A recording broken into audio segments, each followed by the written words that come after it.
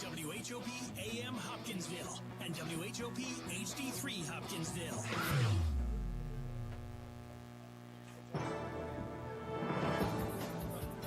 It's time for Hoptown Hoppers Baseball. This Hoppers on Radio broadcast is brought to you by Service One Credit Union, Southern States Petroleum, Raymond Nelson Insurance, Baird Wealth Management, All Clean Services and AKS Flooring and Design Center, McGee Pest Control, Hopkinsville Milling Company, J. Schrecker Jewelry, Arby's, Hoptown Hoppers, TGASK, Hayes Furniture, Pennyroll Electric, Max Arnold & Sons, Planners Bank, and Huggard Beard and Giles Funeral Home. Now let's head to the stadium for all the action.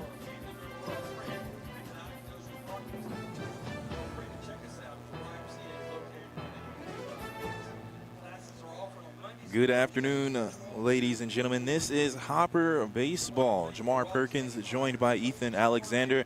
The Hoptown Hoppers set to take on the Clarksville Whirlybirds. A possible rivalry set to come as the Whirlybirds. This is their first year in the OVL. And the Hoppers, of course, have been doing this quite a while. But with the distance, I seem to think that this may become a rivalry as the years go by with the locations, as we already had a thriller against the Hoppers, or excuse me, against the Whirlybirds earlier this year in an extra inning game.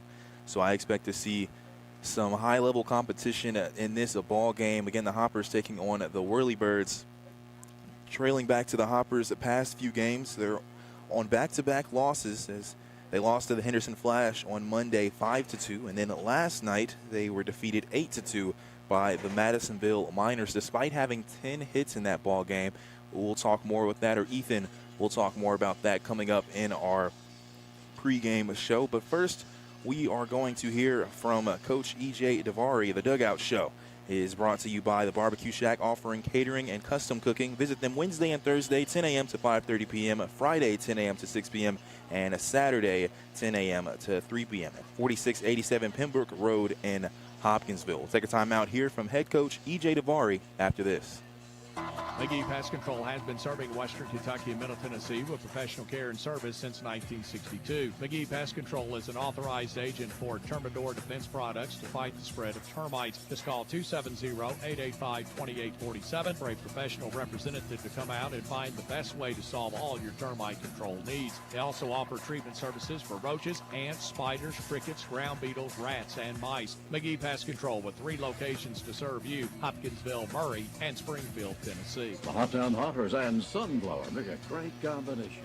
The Hoppers provide excitement on the baseball field.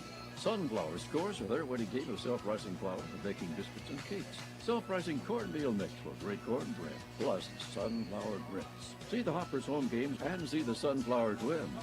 Sunflower self-rising flour, sunflower self-rising cornmeal mix, plus sunflower grits at your grocers and on your table. Sunflower, for mighty fine baking every time.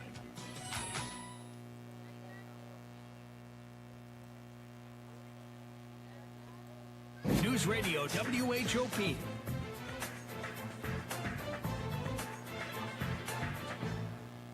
All right, Jamar Perkins here with Hopper head coach E.J. Davari. How you doing today, Coach? Pretty good. How are yourself?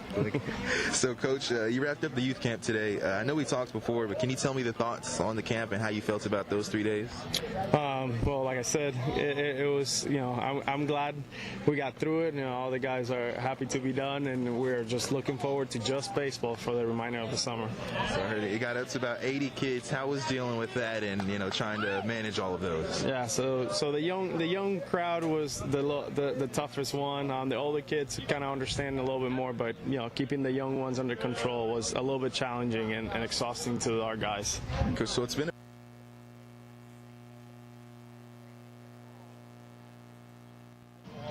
All right, Jamar Perkins here with Hopper head coach E.J. Davari. How you doing today, Coach? Pretty good. How are yourself? So, Coach, you wrapped up the youth camp today. I know we talked before, but can you tell me the thoughts on the camp and how you felt about those 3 days? Well, like I said, it was, I'm glad we got through it. All the guys are happy to be done, and we're just looking forward to just baseball for the remainder of the summer. So I heard it got up to about 80 kids. How was dealing with that and, trying to manage all of those? Yeah, so the young crowd was the toughest one. The older kids kind of understand a little bit more, but, keeping the young ones under control was a little bit challenging and exhausting to our guys. So it's been about a week since you've been here, at least over a week now.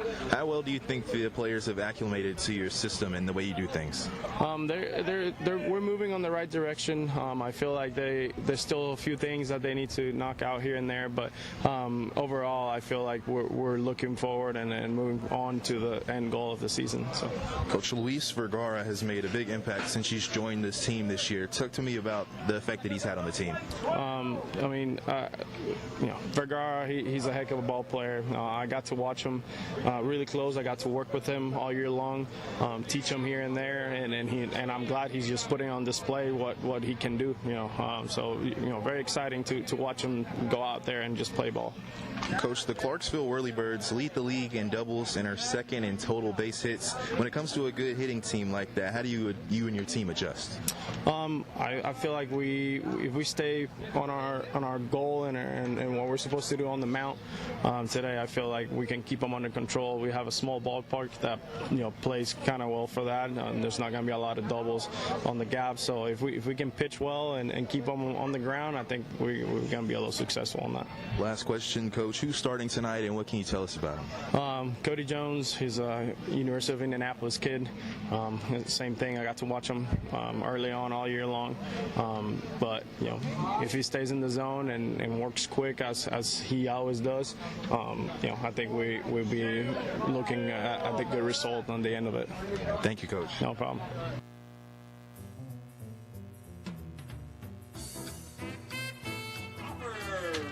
Hi, this is Hopper Dom Oliverio from Fishers, Indiana. I'm excited to be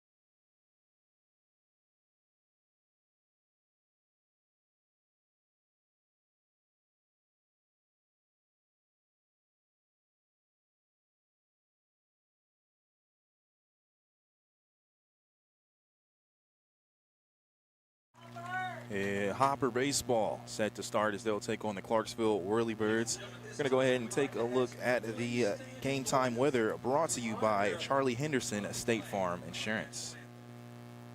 Here's your WHOP Weather Center forecast.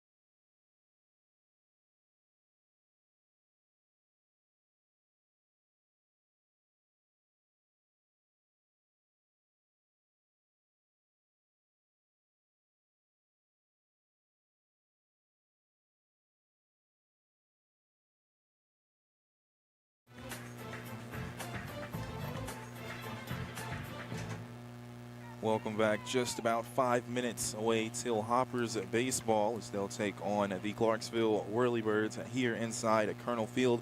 Want to go ahead and check out the starting lineups as they are brought to you by Riken Elastomers. Join the Riken Elastomers team with process operator starting pay over $18 an hour and an excellent benefit package that includes employee paid benefits.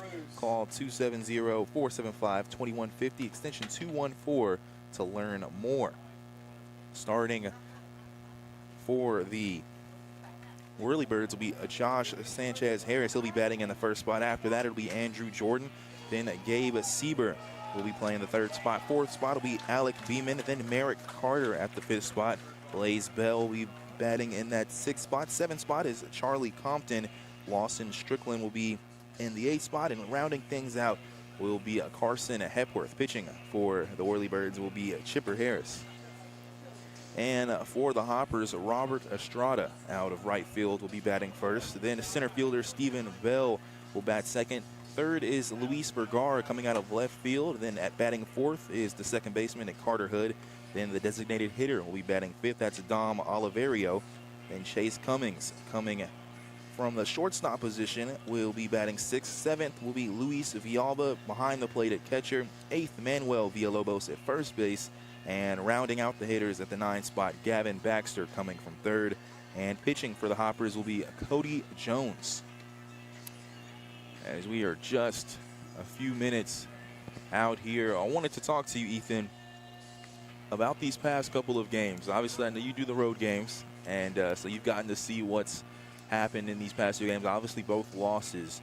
What are you noticing, or what did you notice, should I say, from those two games? Yeah, the Henderson Flash game was a game that was well pitched by both teams. Not a lot of offense. That game absolutely flew through. And then there wasn't much to take away from that one apart from not allowing an early lead in that one, because that's all that happened. The Flash got out early and the Hoppers were unable to get back. But in last night's game against the Madisonville Miners, we saw probably the best offensive game all season from the Hoppers as far as hits are concerned, with 10 hits, but only 2 runs scored, and that was just because the Hoppers couldn't get those hits at the right time or at the right amount, and so they struggled, whereas the Miners were able to get 10 hits as well, ended up with 8 runs, one of those being a 3-run home run. So they just did it when they needed it, and the Hoppers did it very sporadically. As it looks like we're going to have an early start here with Josh Sanchez Harris batting first for the Whirlybirds. And again, pitching is Cody Jones for the Hoppers. The first pitch is a strike there. As that opening pitch is brought to you by Rapid RX Pharmacy, located on Fort Campbell Boulevard in Hopkinsville. Looking for a new pharmacy? Let the friendly staff at Rapid RX Pharmacy help you. Second pitch, a strike as well. So Sanchez Harris finds himself in an 0-2 count to start things here at Colonel Field. 0-2 the count. And that's a swing and a miss. That's a way to start the ball game there with the strikeout from Cody Jones. Yeah, and yesterday the Hoppers started Francisco Paradis, and he pitched well for the most part. Had 5 strikeouts, maybe 5 or 6 strikeouts and only 1 walk, but he gave up 7 of those 10 hits. And so, you know, he was, when he found the strike zone, pitching great, but gave up a lot of hits. And so we're hoping not to see something like that again tonight, and maybe just take the positives. Andrew Jordan is at the plate now for the Whirlybirds. First pitch, breaking ball called ball. Be just a bit too high there. Looked close. Second pitch is definitely high there to make it a 2-0 count. Andrew Jordan is from Clarksville, Tennessee, and is playing for Austin Peay State University and Clarksville Whirlybirds. So he's Clarksville everything is Andrew Jordan. As another high pitch there makes it a 3-0 count. And 1 out so far. We just started things here. 3-0 is inside for a walk there. So first batter is struck out, second is walked here. Now Gabe Sieber is up to bat. And I mentioned I'm from Clarksville, Tennessee, and funny enough, me and Gabe Sieber actually play Little League Baseball together. So this is a pretty full circle moment here. How about that? As he played at Northwest High School. As that first pitch is a strike.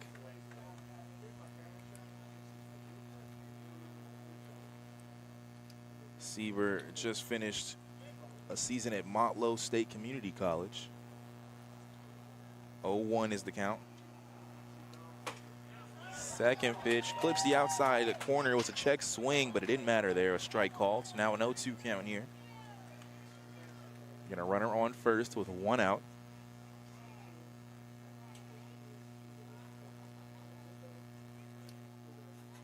The pitch is a foul to keep the count at 0-2. And Cody Jones coming out of U-Indy.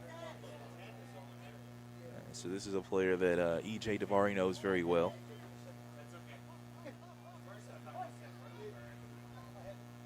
So 0-2 the count. Again, a runner on first, 1 out. Sieber is at the plate, and they're stealing. It's a chopper towards third. It gets past Villalobos there. And now at third will be Andrew Jordan. As that ball there just almost went right past Villalobos there, pretty much. Yeah, he went down without really getting low, threw his glove to the ground without dropping that leg to block the ball. And it goes right between his legs there under the glove. And so now up to bat is Alec Beeman. Beeman being another Tennessee player coming from Franklin, Tennessee. Currently plays at UT Martin. First pitch is outside for a ball.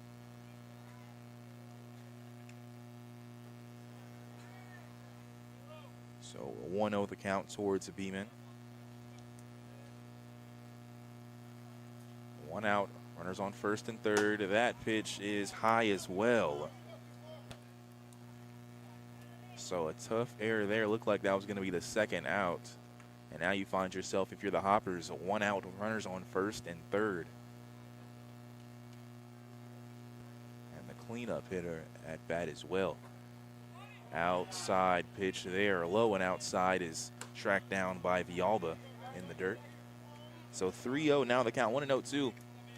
That the Whirlybirds are second in the OVL in extra base hits, and they lead the OVL in doubles. So this is a team that when they have the players in scoring position, they know how to work with them. As that's an outside pitch there with a 3-0 count to make it 4-0. That's a walk there. Second of the inning. Now runners on first, second, and third. Now up to bat, Merrick Carter, as they're going to have a meeting at the plate. And this is something the Hoppers have seen a lot of this season. I mean, we are looking at a runner on first with 1 out and a batter with an 0-2 count. And that quickly turns from an opportunity to have 2 outs on the board, maybe a runner on first or second, and then now you still have that 1 out and the bases are loaded. It's just inconsistency and not taking advantage when you need to. That ball that got past Villalobos was just, you know, not putting the full effort to get down and block the ball behind your glove. And, you know, now we're in a position with 2 walks and loaded bases. First pitch inside for a strike there. Merrick Carter is at the plate. He's a left-handed batter. And he's coming from Columbia State Community College, originally from Rockville, Tennessee. A lot of Tennessee players in this roster, as you'll hear me talk about, announcing where they're from. A breaking ball is just outside there. Looked pretty from here. Ump says no. Yeah, that one was straight down the middle. I don't know where it missed. This umpire seems to like these low outside balls that may or may not be strikes. He's calling all of those. Swing and a miss there. It makes it 1-2.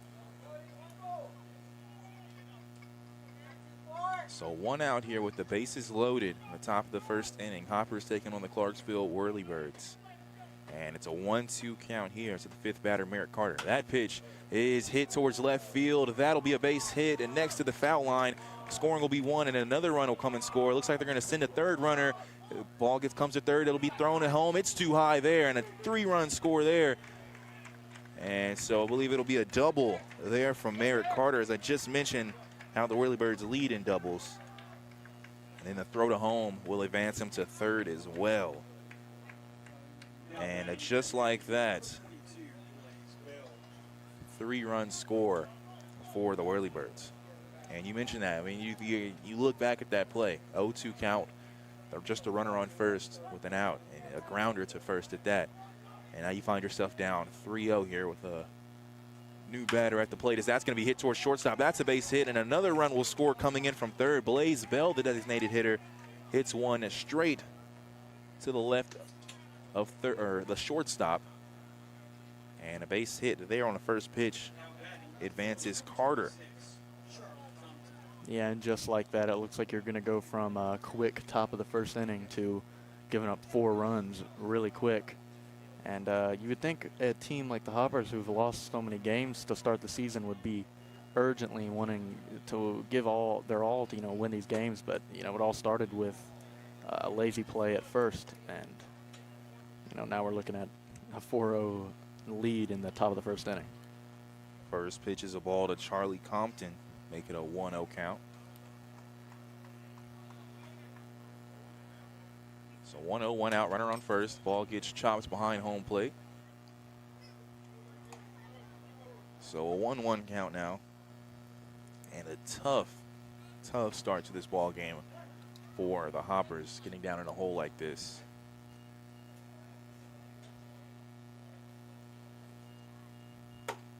A high pitch there makes it 2-1. Again, 1 out here, and it looks like we have some players making their way to the bullpen for the Hoppers. 2-1 pitch, that one is high as well. So 3-1 the count.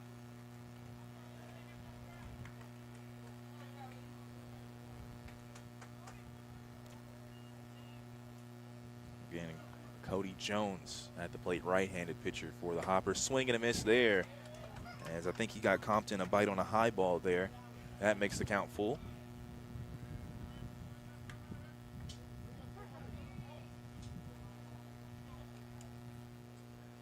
So 1 out, full counts, runner on first. The pitch is hit towards third. Baxter snags it, but he drops it as he tries to field it. He'll make the throw to first. And good there is Compton. So another error there. Gets a batter on base.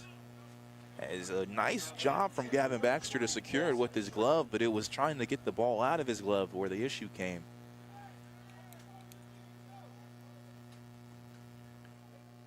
And so now at second is Blaze Bell, and advancing to first is Charlie Compton. Now Lawson Strickland is at the plate. 8th batter here for the Whirlybirds in this top of the first. Low ball there, hits the dirt. So a 1-0 count. Strickland from Tennessee Tech University, originally from Decatur, Alabama. And it looks like there's a decent amount of Division I players on this Whirlybird squad as well. And that pitch is fouled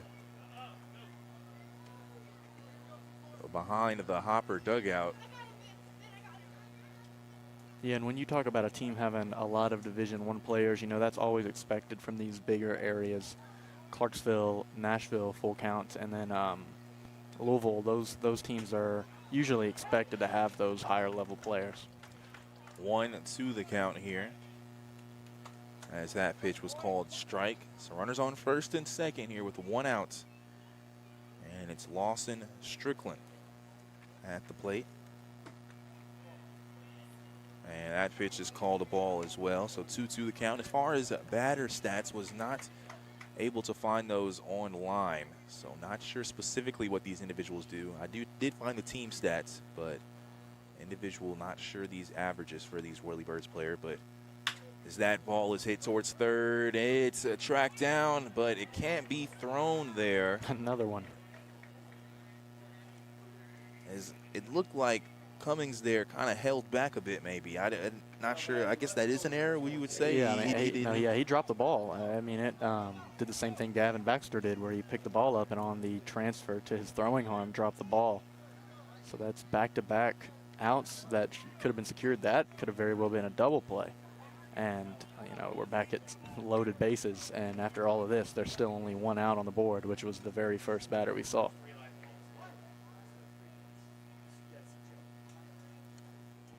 Looking at game changer, looks like the statistician ruled that a base hit.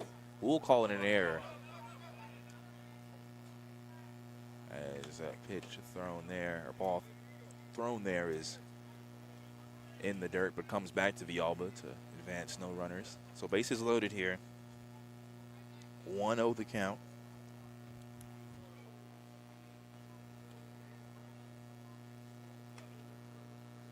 The pitch is a low one outside there for another ball, so 2-0 the count. The Whirlybirds are at their ninth batter here in the first inning, Carson Hepworth. He's coming out of Pensacola State College. Outside pitch there for a ball. Yeah, ninth batter here. 3 of those batters have already scored, and 3 of them currently on base. So a very good ratio for Clarksville as far as getting guys on and home. So a 3-0 count.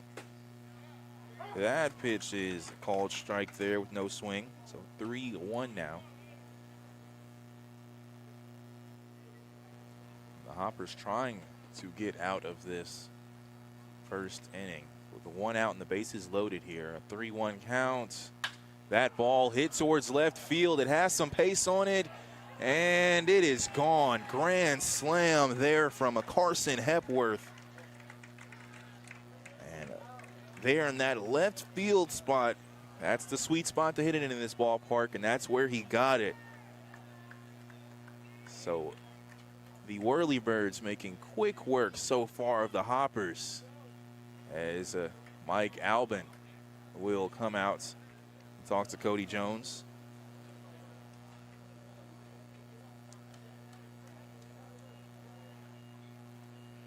And 8-0 your score here in the top of the first. And Hopper environment, crowds here quiet. That's a tough start here if you're the Hoppers. It looks like Jack Jennings is going to come on for the Hoppers.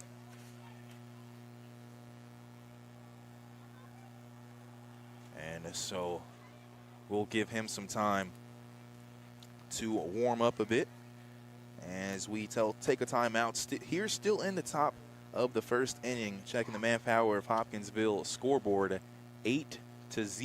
Whirlybirds lead the Hoppers. We'll be right back.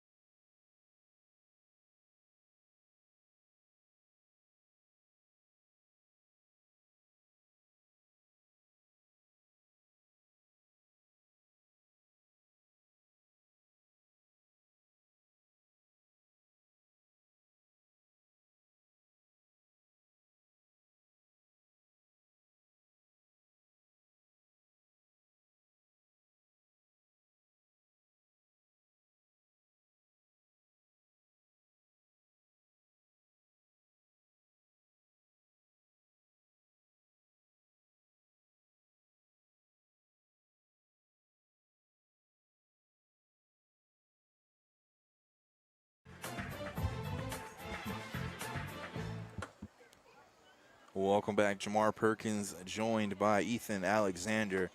The Whirlybirds have taken off here in this top of the first inning. 8-0 is your score as we have a pitching change as Jack Jennings comes in for Cody Jones with just one out here in the top of the first. Good news for the Hoppers is there's no one on base now after that grand slam cleared the bases.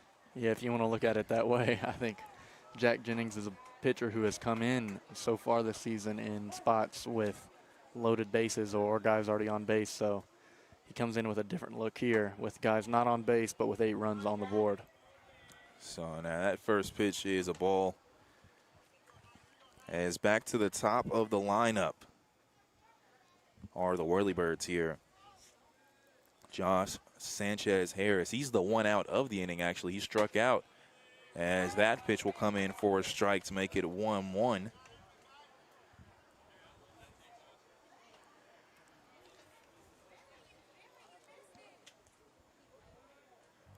The 1-1 pitch is low there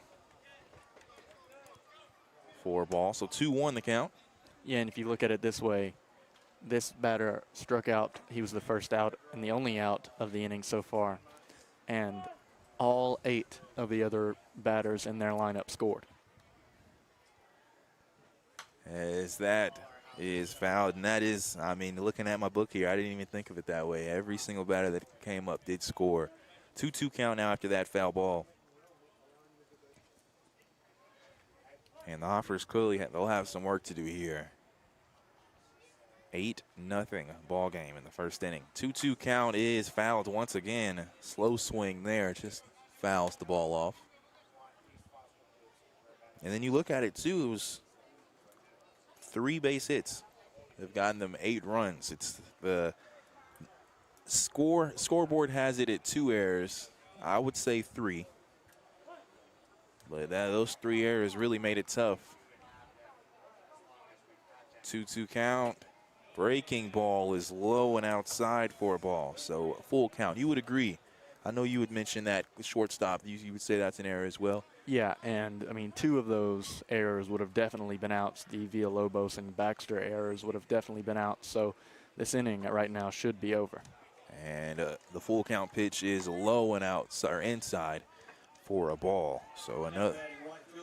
So Sanchez Harris now reaches base. So now every single batter for the Whirlybirds have reached base just in this first inning. Here with the 1 out and a runner on first. Andrew Jordan up to bat. He was walked earlier this inning.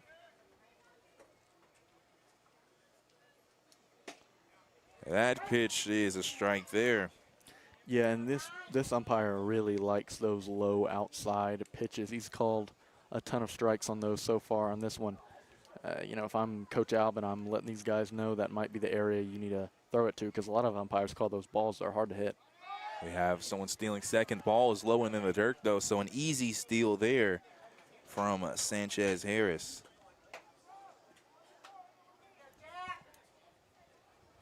So a 1-1 in count now.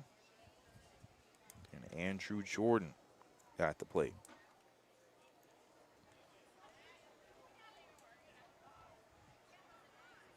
The 1-1 pitch is inside there for a ball. So 2-1 the count. A runner on second now with a 1 out.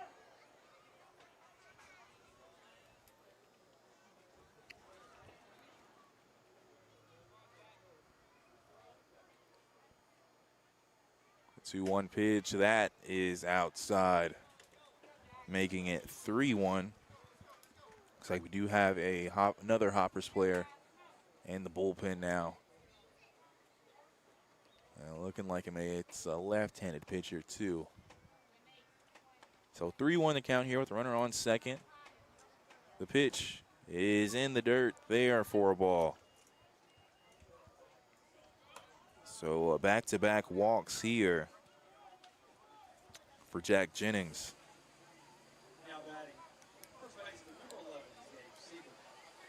Now Gabe Sieber is back at the plate. He was that very first heir to Manuel Villalobos that kind of made things go south. And back at the plate. So now runners on first and second. 1 out. Showed bunt, took it away, going towards third. And a stolen base there as Sanchez Harris steals another base going towards third. Andrew Jordan stays at first. So runners on the corner now.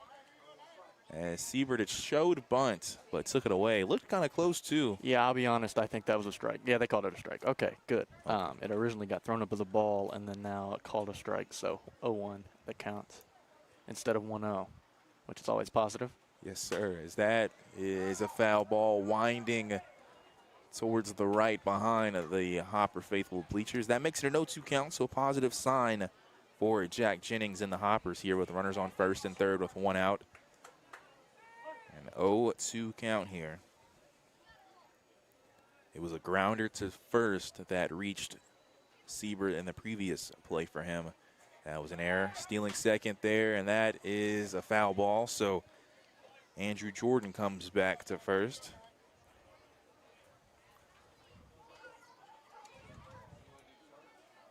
And a nice attempt there from Jordan. You think if Siebert were to strike out or something like that, you still have runners on second and third.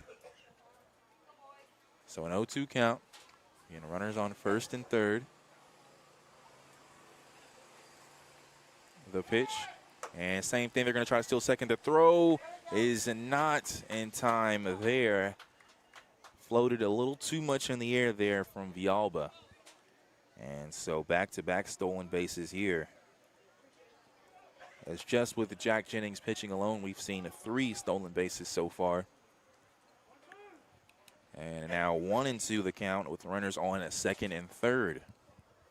Again, 8-0 ball game here in the top of the first. The pitch outside, a breaking ball there for a ball. It was low. So a 2-2 count. You're again with the 1 out. Runners on second and third. Third batter, Siebert, is at the plate. The pitch is high. Makes the count full. So what was originally an 0-2 count and now turns a full. On the deck is Alec Beeman for the Whirlybirds. The full count pitch is an infield fly here. No, it's going to be foul. Baxter's trying to track it down. Sun in the eye, and he drops it there. It hit the glove, but dropped. And that kind of sums up the first inning there so far for the Hoppers. Granted, the sun was in the eye there as it was just close to the shade. Would have been a lot easier catch if it had been just a few feet in front of him. But what was almost a foul ball tracked down in field is now another chance for Siebert at the plate with the full count. Yeah, those are the plays you can't really give up. A lot of wasted opportunities here for the Hoppers has put them in the position that they're currently in. Full count pitch is another foul ball as that will go behind the Hopper bullpen. And I don't want to jinx Jennings here either, but this was an 0-2 count, like you said, now a full count, and during this at-bat, 2 bases have been stolen as well. So just even if you get out here, 2 bases stolen, but if you walk here, that's 3 runners moved during 1 at-bat. Ideally, you maybe like a ground ball here. Siebert, low ball there. And Siebert walks. So bases once again loaded. Alec Beeman now at the plate. He was walked earlier in the first inning, and Coach Alban is going to come talk to Jack Jennings. We'll see if there's a change as we see the bullpen gate. Looks like it might be getting opened up. And I think we might see a change here. As he hands the ball to Coach Alban, but Alban trying to give him some pointers as he goes. And that's always a nice thing to do, too. You think about, Coach Alban could just go up there, take the ball, say you're out of here. But trying to give him some guidance is to kind of know why and what he saw and noticed is, I believe that's Gerard there. You confirm that is him. So John Gerard will now be pitching for the Hoppers. here with 1 out and the bases loaded. We'll take another timeout, let him warm up a bit. Again, checking the manpower of Hopkinsville scoreboard. Still here in the top of the first. 8-0 ball game. Whirlybirds lead. We'll be right back with more action here. This broadcast brought to you by Chick-fil-A.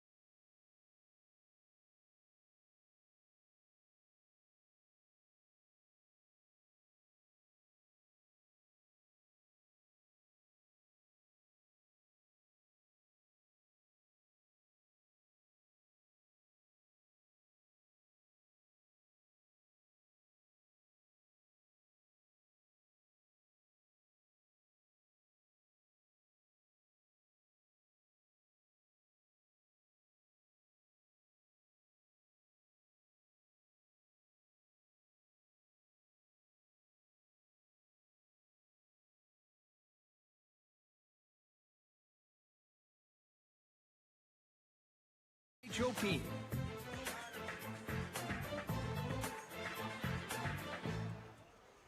And welcome back here. Jamar Perkins joined by Ethan Alexander. A brutal first inning here for the Hoptown Hoppers as they host the Clarksville Whirlybirds. 8-0 your score here, as we are now about to see the third Hopper pitcher.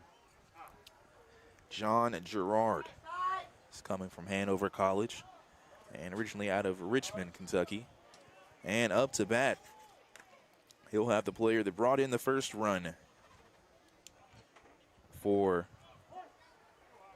the Whirlybirds. That's Merrick Carter. No, excuse me.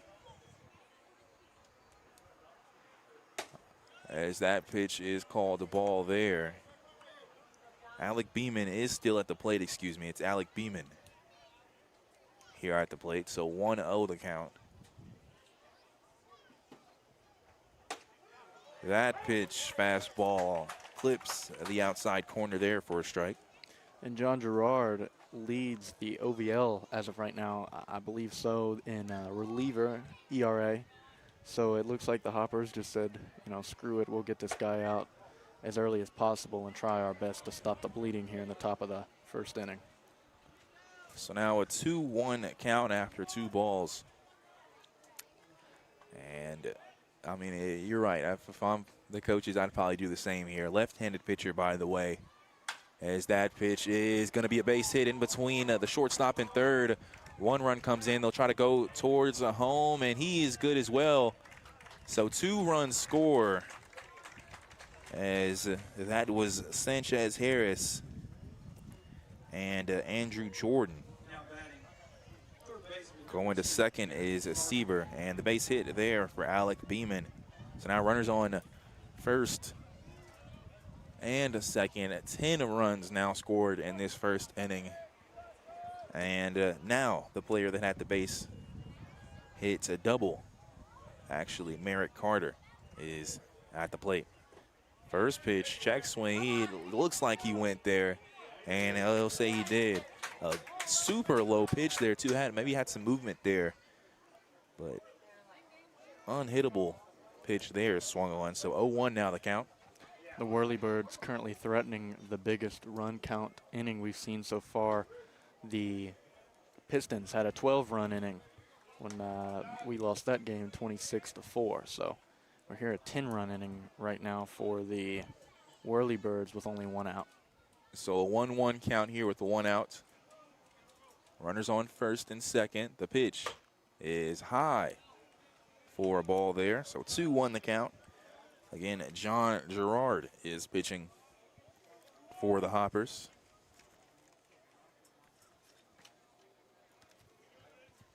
Here a 2-1 count. The pitch is a hit above the head of second baseman Hood there. So we'll try to bring in a run to score. Sieber will come and score, and runners advance to second and third as a double there. So back-to-back doubles from Merrick Carter. And another run scored. So now 11 11-0 now the score. And this first inning, still one out here. Now with runners on second and third. Blaze Bell earlier this inning had a base hit.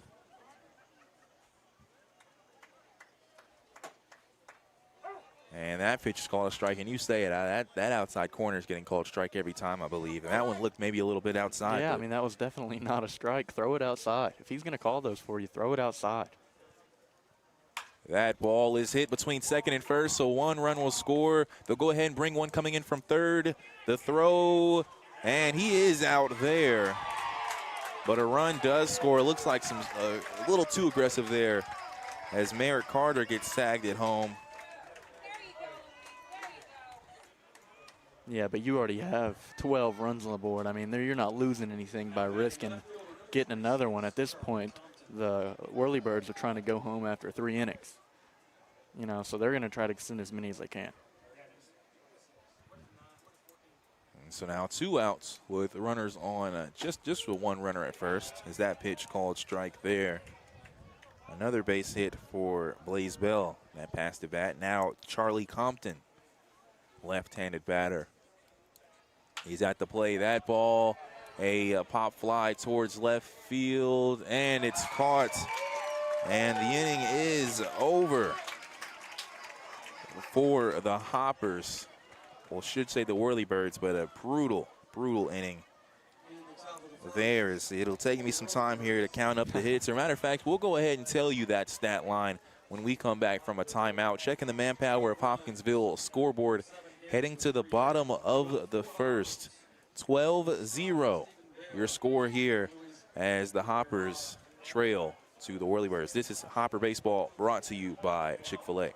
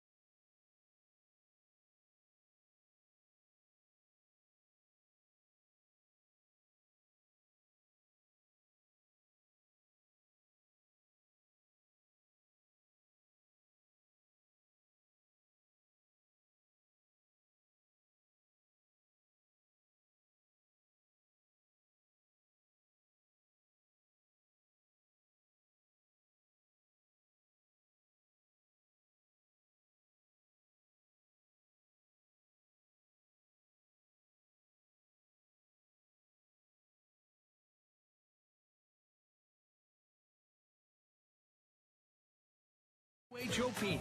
Here we go.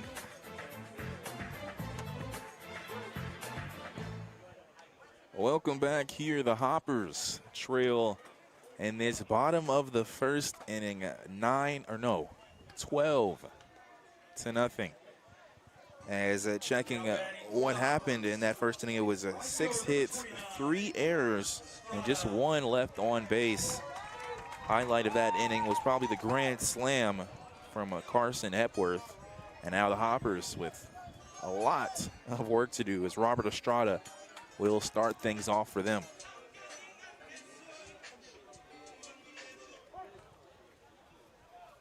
The first pitch is low and inside for a ball. And I'll say this, that game, I was about to say the inning, but it was the game, started at 6:28. It's now 7:03. And we are in the bottom of the same inning. It was over a 30-minute top of the first. Chopper there is fouled and hits the pole right behind the screen to the left.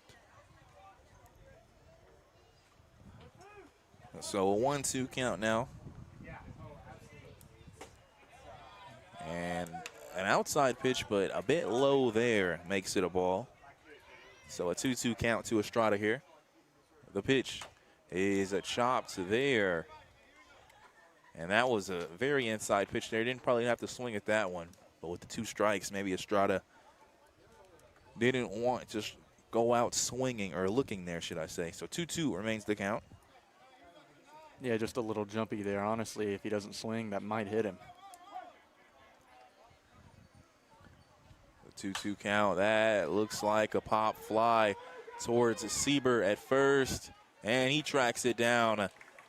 It was in foul territory to the right of first base, but he's able to get that one there. So now Stephen Bell will be at bat, playing out of center field.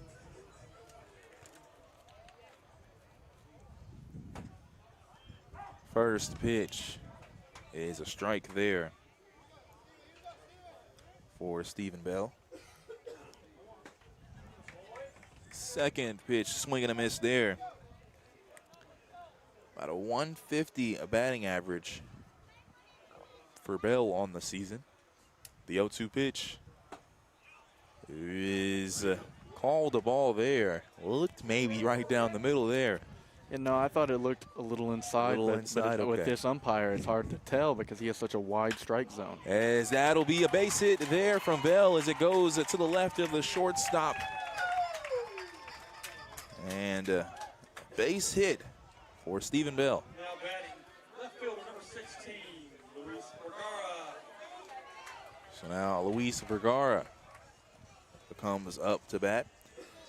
As if you heard the Dugout show, Coach Davari was mentioning how Vergara has been a positive impact for this squad. He has a 400 average right now. And he has been impressive so far in just 4 games. First pitch is outside for a ball. So runner on first, 1 out. As that pitch is called a strike inside there. 12-0 ball game here in the bottom of the first.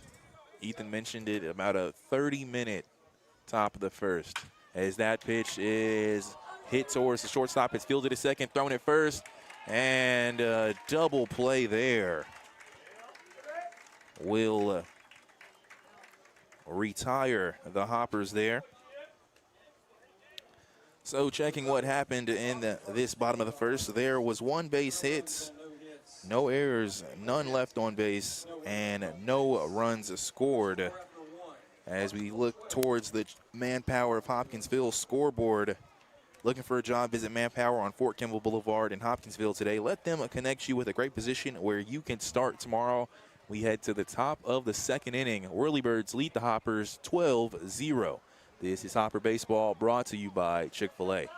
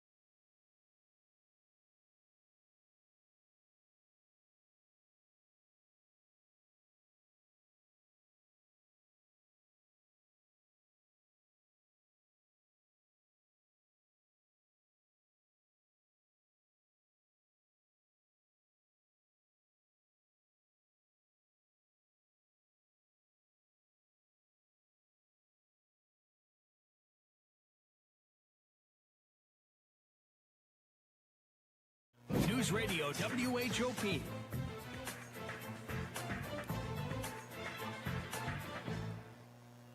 Welcome back. 1-0 count here. That second pitch is a base hit as it drops in front of Vergara in left field.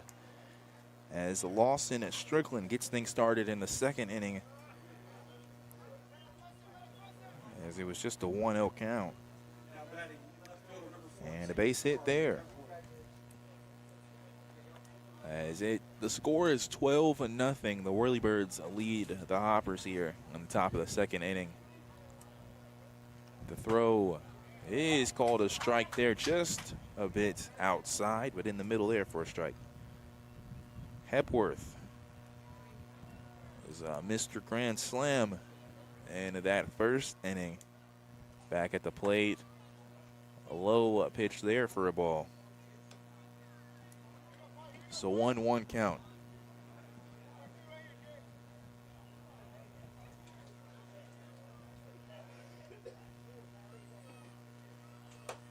As that pitch called a ball. And you wonder, too, looking at the mindset of some of these players, as it seems like Gerard was more than likely probably warming up when this grand slam was hit. So you think, I know the catcher, Villalba obviously knows, but does he even know who he's throwing to right now in a sense of this guy had a grand slam earlier? That's a 2-2 count there. Yeah, I mean, right now, probably, they probably, you would hope. But, you know, honestly, all these that's guys. Another shot towards left field. It'll be a base hit there and a ground rule double as it goes over the fence. And Hepworth on fire to start things off here. A home run and then a double there in that same left field area as well. Now batting second baseman number 8. And so now runners on second and third. Josh Sanchez Harris in his third at-bat in just the second inning here. So runners on second and third. Check swing there, low ball as it's called ball. And you have to wonder how exhausted these Hoppers players are. They don't get their Monday off day like they're used to.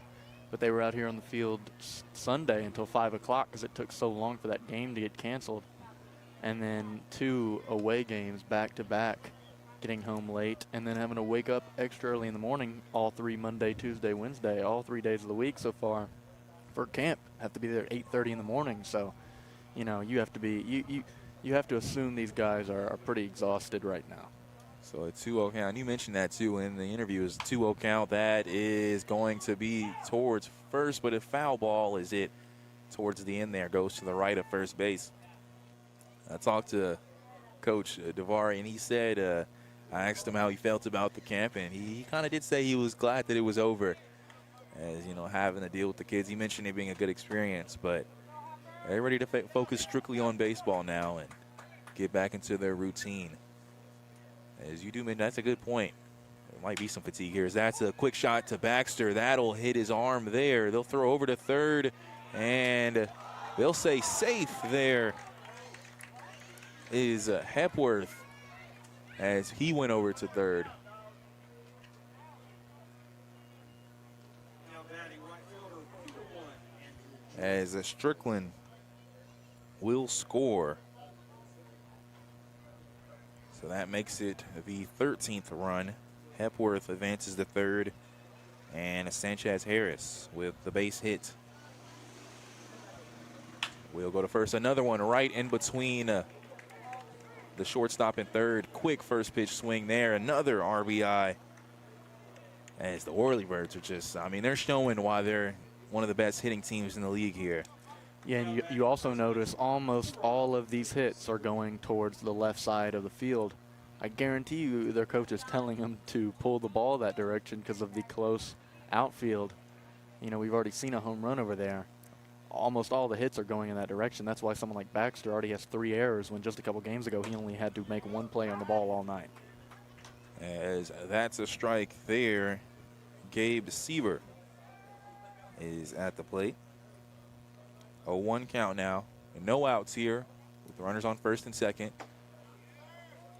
Breaking ball is outside, called a ball there. It looked like the umpire almost had a hunch like he was going to call one there, but yeah, it hesitated. Looked like a strike to me, and the way he stood up, I thought he was about to call it. He leaned over to the right, too. I think he might have just said, maybe not. That's a high pitch there for a ball. He's had an interesting strike zone all night. That's not the first one of those slow breaking balls that he's not called a strike. That was probably a strike, and he's called several in that far right outside strikes that were balls. A infield fly there is Baxter trying to track it down. He makes sure he gets that one there. And probably a sigh of relief, too, as he's already had 3 errors in this game. 2 of those being difficult to field balls, and then one of them being a high foul ball that he lost in the sun. So probably a sigh of relief for Gavin Baxter at third base, who usually doesn't see that much action on defense, but with this team hitting all left, he's seen a little bit more. Alec Beeman at the plate. First pitch called a strike there. Now, I will say that last play, I ruled it as a base hit for Baxter, towards Baxter. It looked like it was kind of hard to field there. So I gave him the credit there. Yeah, I mean, that's fine, too. The only reason why I was thinking it was maybe an error is just because, you know, it bounced off of him. It did touch him, yeah. And then went up, you know, pretty slow. Took a lot of the speed off hitting him. 0-2 count. That was just a slight outside pitch in the middle there. So a 1-2 count now. We have one out here with runners on first and second. A base hit last time from Beeman as he swings and misses there for a strikeout. Well, I'll tell you, the last time we had a strikeout for the Hoppers pitching, it was that very first batter. So a positive sign for the Hoppers now with 2 outs and runners on first and second for the Whirlybirds. Merrick Carter, he's had back-to-back doubles for the Whirlybirds here.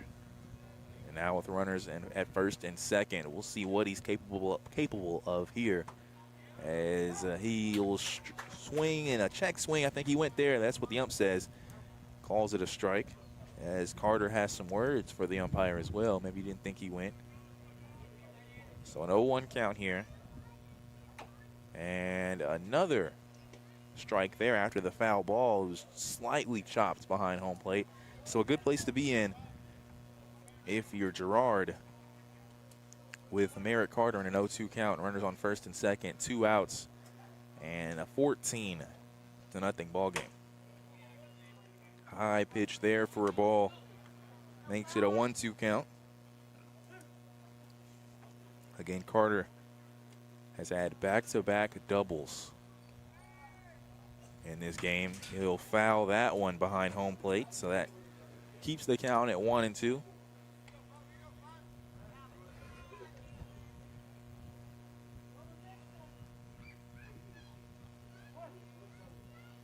The 1-2 pitch is another foul ball there. So good job from Carter as he's staying alive. Yeah, and right now we're looking in the territory where if the Whirlybirds get another run here in the next, either now or the next inning, they are approaching early mercy rule territory, and that's 15 after 3 from what I've been told. So, you know, a big moment here for Girard. As that'll be a shot towards first. It's fielded by Villalobos, and he'll tag the base himself for the 3rd out. In that second inning, there were 3 hits, no errors, and 1 left on base. And there were 2 runs scored. We check the manpower of Hopkinsville scoreboard.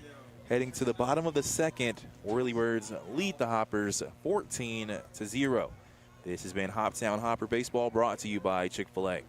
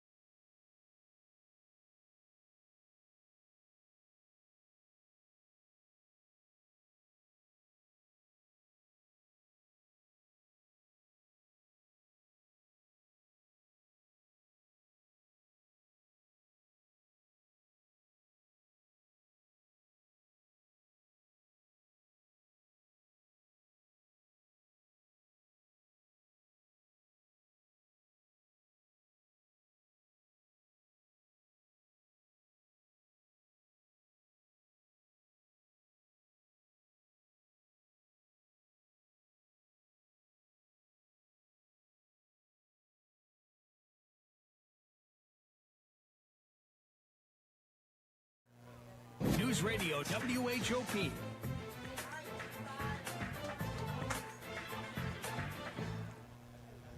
Welcome back here as the bottom of the second inning is set to start. 14-0 is your score as the Whirlybirds lead over the Hoppers. As a pitch thrown there is a ball. The Hoppers went 3 up, 3 down. Yeah, well, a double play, as that'll be a shot towards the shortstop, and he gets it right towards behind second base. Nice quickness there, as that was Josh Sanchez-Harris tracking that one down. Yeah, impressive too. He overruns the hit and then quickly throws his arm across his body to make that catch. And that ball had a lot of speed on it too. So an impressive catch there from the Clarksville shortstop. So now Dom Oliverio is at the plate. First pitch is outside of there.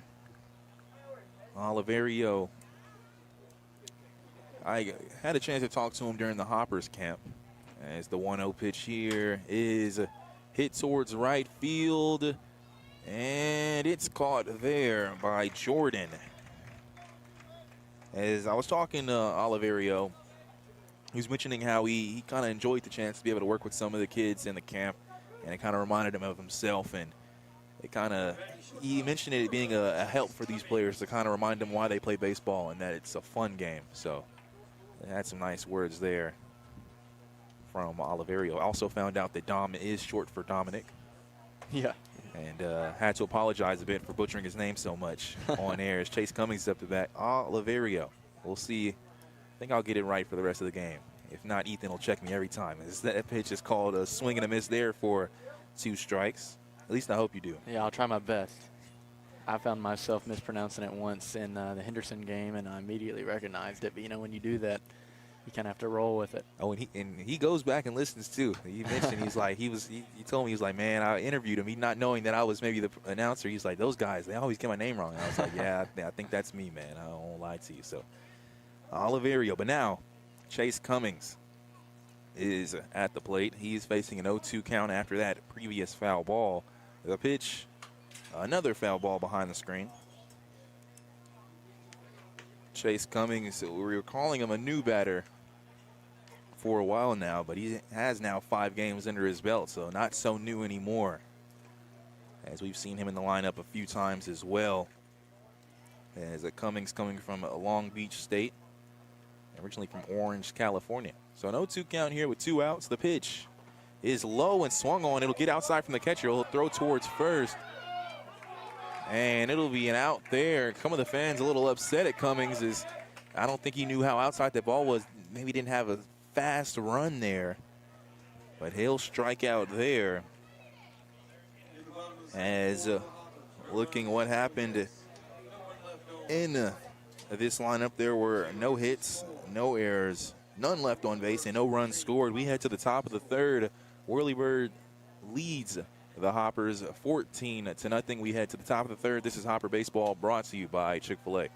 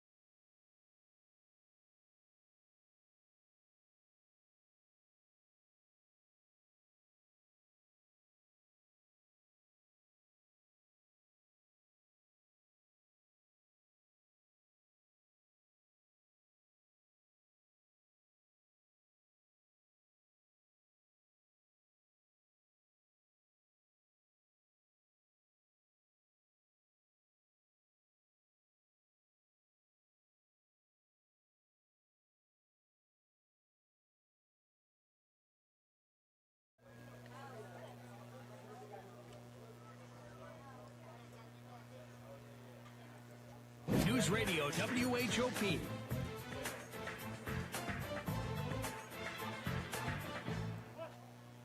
And welcome back here as the Hoptown Hoppers playing the Clarksville Whirlybirds. Quick shot is fouled towards the left of the Whirlybird bullpen. So now an 0-1 count here. Blaze Bell is up to bat. He has had back-to-back base hits, as the next pitch is called a ball there to make it 1-1. as Blaze Bell is coming from UT Martin, originally from Rockville, Tennessee. Merrick Carter also from Rockville, Tennessee as well. 1-1 the count. That pitch is hit towards right field. It'll be a tough grab there as it is just fouled there to the right of the line. Just barely, too. I mean, you know, you have an umpire, maybe if you had an umpire at first base who, you know, vision isn't too great, then they could have seen that one and called it fair. I mean, that one's pretty close. Almost looked like a tennis ball there as it hit the line. So 1-2 now the count for Blaze Bell. Again, 14-0 is the score here as the Whirlybirds lead the Hoppers. The pitch is low and in the dirt for a ball. So a 2-2 count.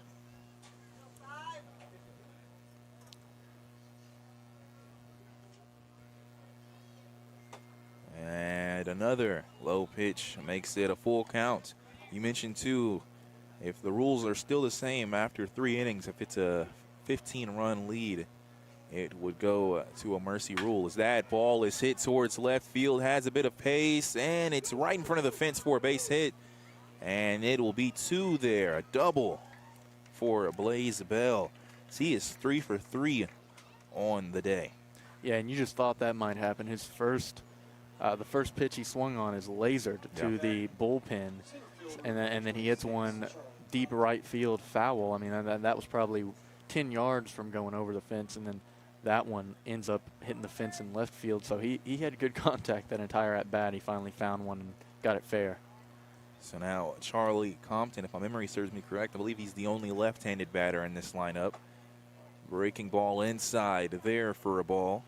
And I'll say this, John Gerard has been a pitcher who's pitched incredibly well this season, and they have him looking totally flustered out there. This Whirlybirds team has put the absolute work on the Hoppers so far through these innings. As that is a shot towards left field. It's looking to be fielded by Vergara. It's caught, and staying at second will be Blaze Bell. He won't try to tag. And that's actually the second back-to-back time that Compton flied out towards left field. And you talk about this game, too. The Whirlybirds are just a game above, or a half a game above the Hoptown Hoppers. Whirlybirds 3-6, Hoppers 3-7. So with the win, this game would tie the Hoppers and Whirlybirds. As the first pitch is an infield fly. Looks like it's going towards Villalba at the plate, and he can't make the catch there. And it was foul. And so coming back, should I say, is Lawson Strickland. He had a base hit in that second inning. And that's the second one of those we've seen where it flies up, and the first one, third base side, that one, the catcher, and dropped balls. You know, and that one, can't blame the sun either. Yeah, and the shade. It was in the shade. Just so high. 0-1, that's in the dirt, gets past the catcher, but staying at second will be Bell. And that would be 2 more errors as well, but they were foul balls, so we couldn't really rule them as an error. But we saw 2 easy, or I wouldn't say easy, but 2 fly balls that were not caught there. Yeah, those aren't easy for us sitting up here. I'm gonna say I can't use that word easy when I'm talking about myself. I'll say they're pretty routine for guys that play every day. That looks like it could be. No, it's a catch there. Nice job from Hood as he has to go towards the outfield to make that catch there. So Strickland is out there. That's the second out. So now Carson Hepworth checking his stats, a home run and a double. That's what he's done in this ball game. And now with the runner at second with 2 outs. Breaking ball looked pretty, and it sounded good too from the umpire for a strike. So 0-1 is the count here with 2 outs, runner on second. 14-0 ball game. Again, Hepworth, home run in the first, double in the second. It looks like it'll be an infield fly here. He's trying to track it down as Villalobos. It's a Villalba, and Villalobos says Villalba will make the catch there. Villalobos almost runs into him, but is able to stop his tracks there. And redemption there for Villalba. as a pop fly will end there, as there was one hit, no errors, one left on base, and no runs scored. We head to the bottom of the third, checking the manpower of Hopkinsville scoreboard. The Whirlybirds lead the Hoppers 14-0. This is Hopper Baseball, brought to you by Chick-fil-A.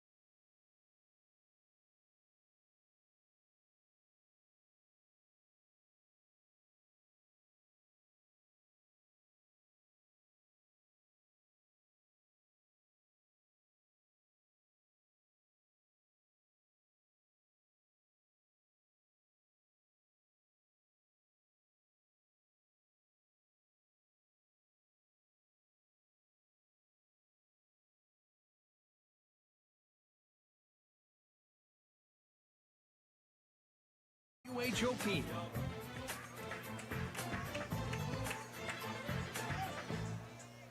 Luis Villalba is at the plate here for the Hoppers. First pitch is hit towards second. It's loose fielded, and it'll be an error there, as it was a struggle there for Josh Sanchez Harris to get by the ball. So on an error there, Luis Villalba is able to reach.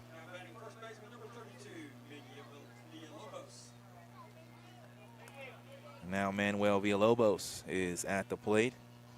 Hoppers have went 3 up, 3 down the first and second innings, so 7, 8, 9 batters for the Hoppers. Is Villalba the 7th, 8th is Manuel Villalobos. On deck is Gavin Baxter. 0-1 the count there after that strike call. Runner on first, no outs.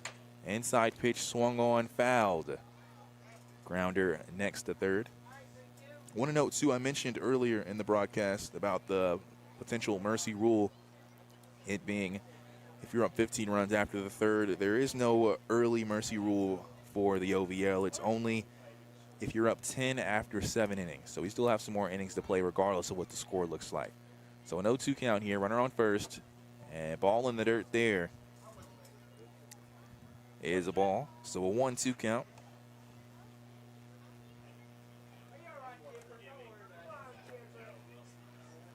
And Villalobos is coming from Alderson Broadus, originally from St. Joseph, Michigan. Another pitch in the dirt makes it 2-2.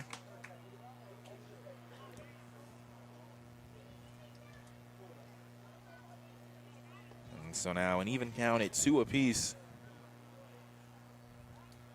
And a runner on first. The pitch is going to be a foul ball. As I did not get to see what happened, but it was a foul ball behind me. I heard some oohs. I hope no one got hit. I hope that was a really impressive catch, that where those oohs were coming from. But yeah, you heard some chuckles after the oohs, too, so I'm assuming nobody was harmed in that foul ball. You'd hope not. 2-2 the count after Harris throws over to first. And it's been Chipper Harris for the Whirlybirds, as that's a foul ball there. Looked like a swing and a miss there.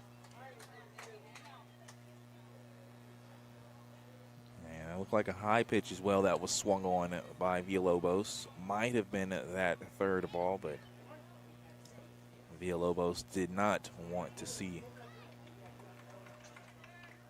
2-2 count. The pitch is hit towards left field, and it's caught there by Hepworth.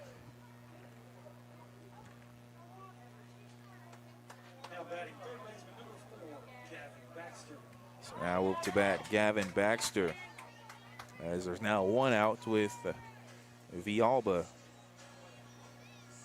at first.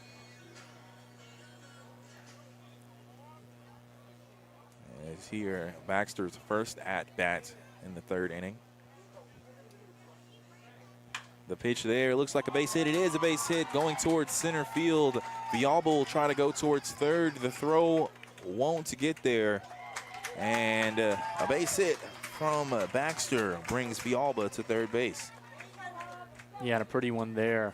Hit right over the second baseman. So good positioning, and you're lucky to have a guy like Villalba who can run.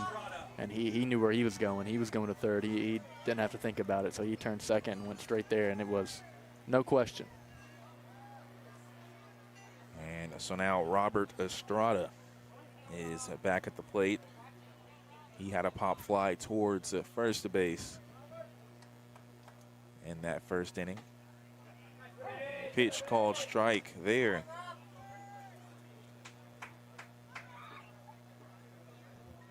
And we do have, it seems to be, a couple of Whirlybird fans in attendance. The Clarksville drive not too far, as that's a chopper towards the shortstop. It'll be fielded at second, and no, a run scores Villalba. That is a dropped toss there at second. Yeah, I think he was just expecting him to step on the base. It would have been much easier than making that toss. They were about 2 feet away from each other. I'm not sure why he threw the toss, maybe because it's the routine thing to do, but you're right. He easily could have just tagged there and maybe even made the throw to first, but Estrada does have the speed there. So now a run does score. Villalba comes in, and now Stephen Bell is at the plate.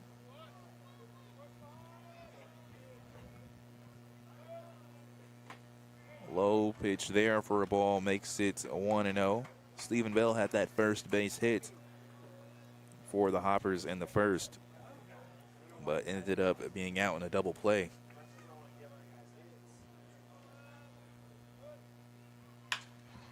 Shot towards second. It gets past him. Baxter's at third. He'll try to come home, and he will score. And I'll be honest with you, you know, that was a close outfielder there. Almost made it all the way to the infield to get that ball. If he looks at home and throws that ball, there's a good chance that Baxter gets tagged out, but instead they throw it to second to try and snag Estrada before he goes to third. I think Estrada was expecting that throw to go home, and he was going to go third. And he stays at second, and no one's out after that exchange. And so now 2 runs have scored for the Hoppers. Runners on first and second. The pitch called a strike there. Luis Vergara is at the plate. He had grounded into that double play in the first inning. So an 0-1 count here with the 1 out. The pitch is a strike there to make it 0-2.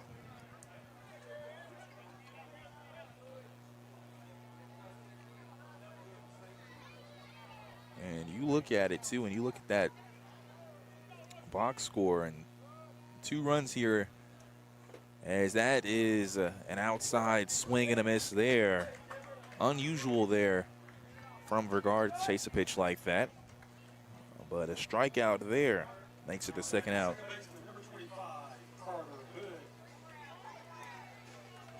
And if you look at it here, 2 runs in the third, if the Hoppers were able to do this in the rest of the innings, you look at a tie ball game. So, I mean, you average, you look at maybe, okay, we get 2 here, we get 4 in another. You know, inch by inch is a game like this. When you talk about going down 14-0, it's what you kind of have to do here, or try to put together a big inning like the Whirlybirds did in that first, as that first pitch is called a ball.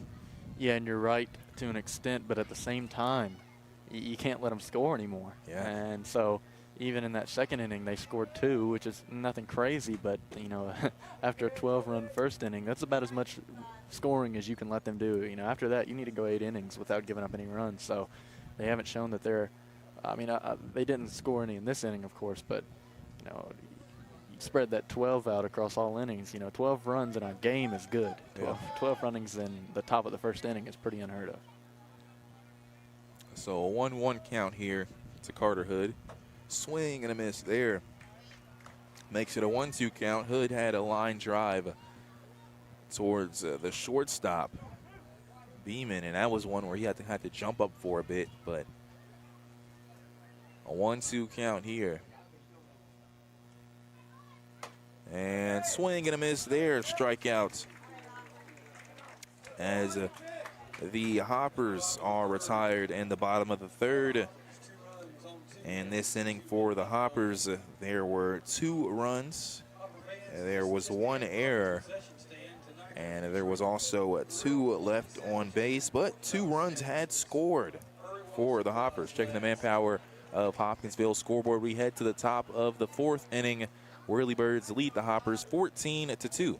This is Hopper Baseball, brought to you by Chick-fil-A.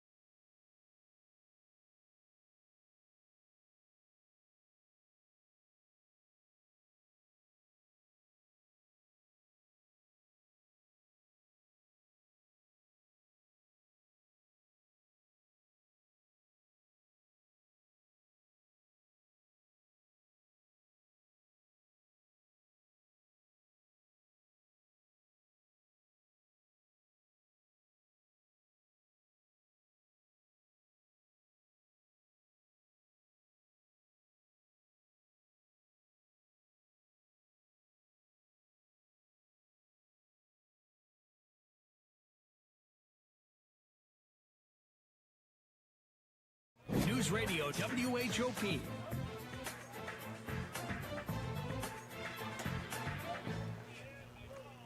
Welcome back. Here as a ball is thrown by Gerard. As up to bat at the top of the lineup, it's Josh Sanchez Harris. That's called a strike there for a 1-1 count.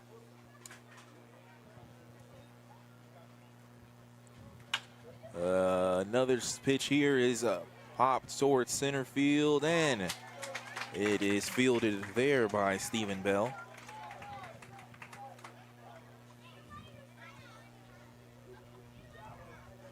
Now up to bat is Andrew Jordan, as he had a base hit in that 3rd inning. No, that was actually, as that pitch is called strike, that was still in the 2nd inning. He had that base hit. An infield fly here as Villalobos trying to track it down. He makes the grab there. So the 2nd out here quickly, as Gabe Sieber is up to bat, Clarksville local.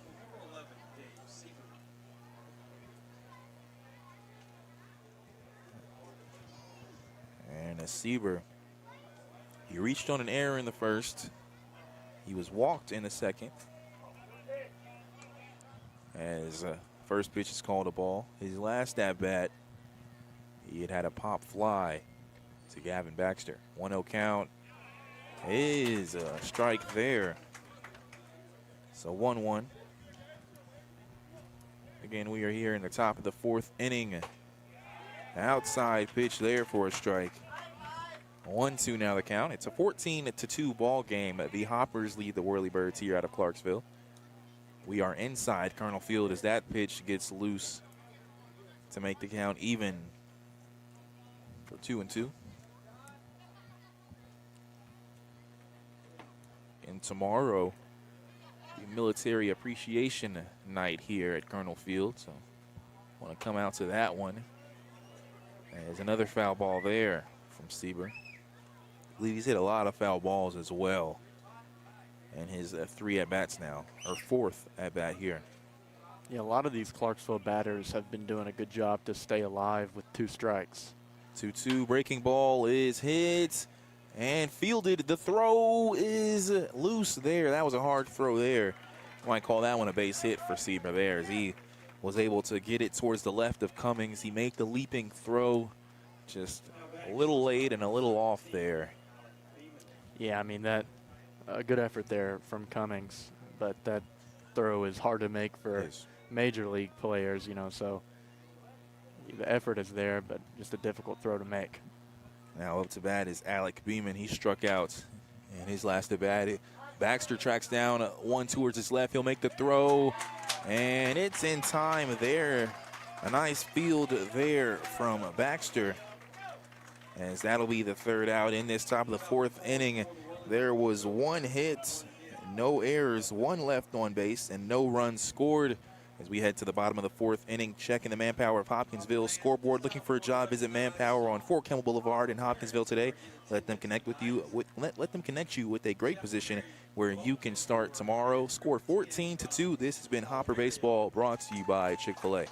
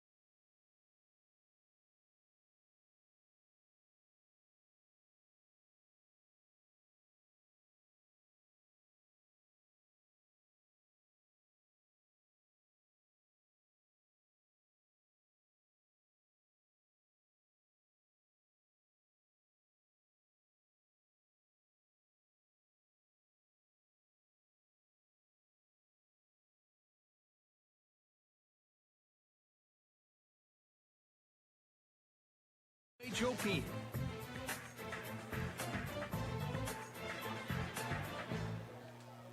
And welcome back here, as we have a 14-2 ball game here in the bottom of the fourth inning. The Whirlybirds lead the Hoppers, and up to bat here will be Dom Oliverio. He had a fly ball out to center field in his one and only at bat so far.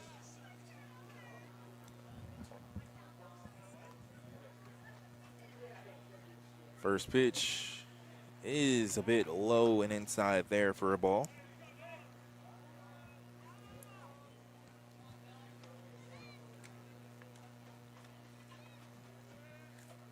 The 1-0 pitch is low as well, so a 2-0 count here to start things off. And I'll say about the Clarksville pitching, nothing we've seen so far tells me that the Hoppers can't work against nothing spectacular from the pitching here from Clarksville. He throws a strike there, but swing and a miss. 2-1 the count now. But I'm just not sure that the Hoppers, you know, the way we've seen them hit this year, if they're capable of the kind of inning that we saw from Clarksville in that first. You are right.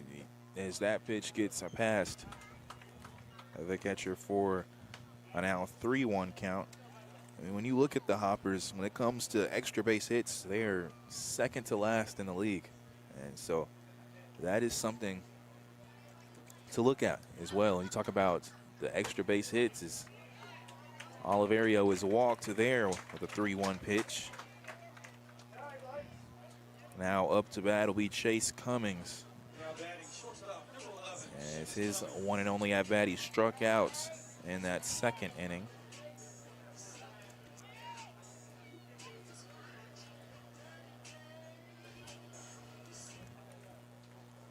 So now runner on first with no outs here. Hoppers trying to get back into this.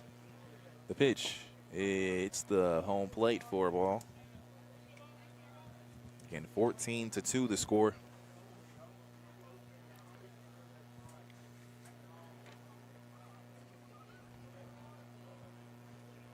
No count is low and swung on though for a strike. 1-1 the count. Want to take this time as well to shout out the game day sponsor here. It's West Kentucky Collision. And the post-game meal for the players is being provided by Travis Martin Advantage. Third pitch called ball, excuse me.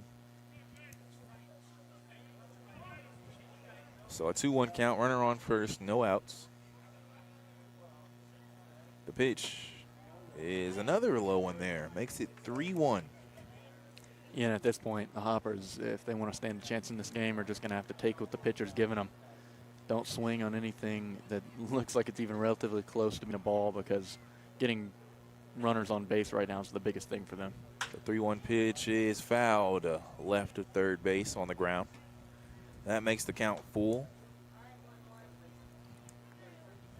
And you're right, discipline will be key here, but you also talk about it too. You might have to take some risk as well. You talk about the umpire, he's been liking the outside pitches.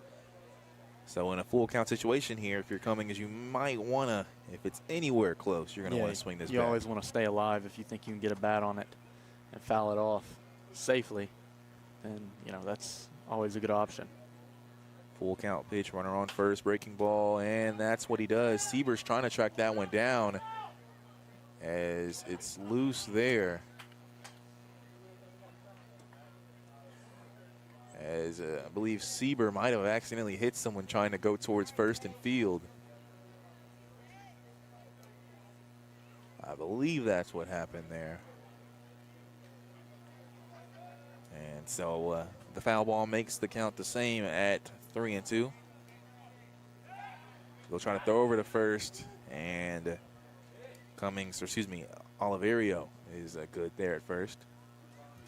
1-0-2 earlier in this game.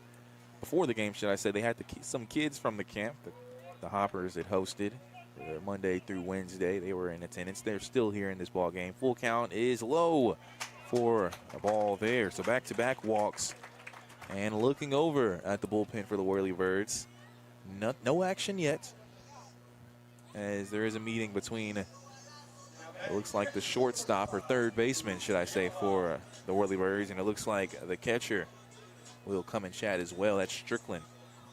Yeah, in a game like this, when you have an inning like they had in the first and expanded their lead, it's now 14-2. You want this pitcher to pitch as long as possible, because you know he's not going to pitch for a while after this, whether he comes out now or whether he comes out after the 6th inning. So they're going to want, you know, to use his arm when they can and not have to waste too many relievers today. For sure.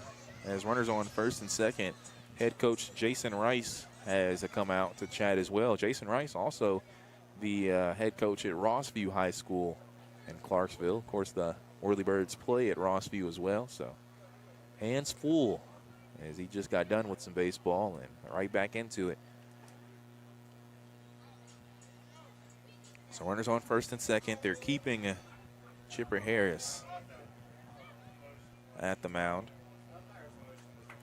Luis Villalba now at the plate.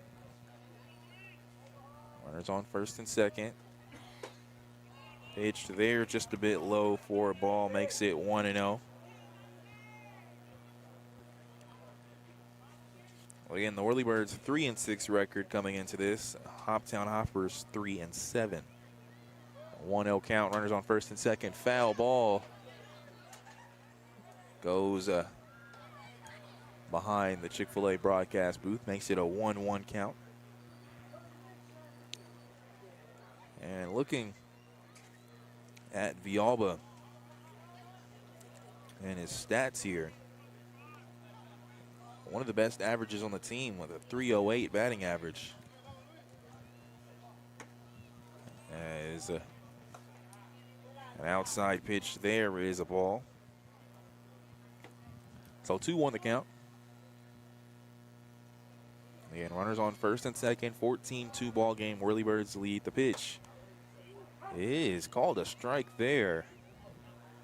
If Villalba kind of turned his back, thought it was going to be a ball, but correction, it is a strike. So 2-2 count here with no outs. Runners on first and second. The pitch is going to be a foul ball there. Way towards the left of left field. So a 2-2 count. Still, Villalba trying to stay alive here. The pitch is inside, gets past the catcher, so runners will advance from first to second and second to third. Yeah, I was just about to say, I'm pretty sure that hit Villalba, but he didn't look like he was. Oh, it did. It hit him. Okay. Yeah, I was about to say, I thought it did, and then he told the runners to go ahead and go. So I thought he was about to step back in the box, but I was about to. It's pretty clear hit. It runs right across his waist there, but I don't know. He wasn't in too much of a rush to get to first.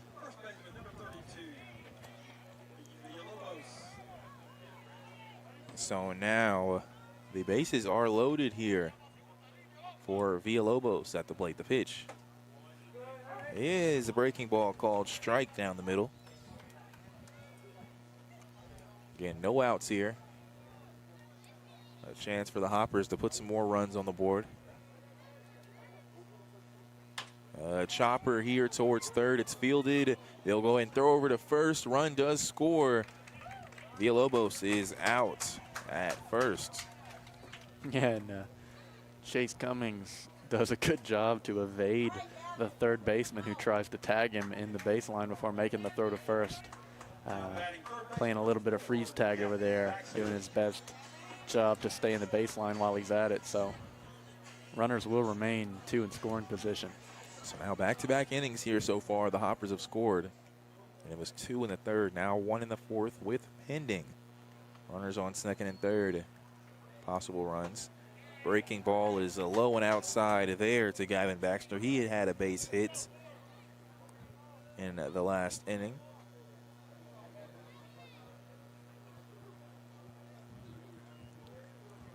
So 1-0 count.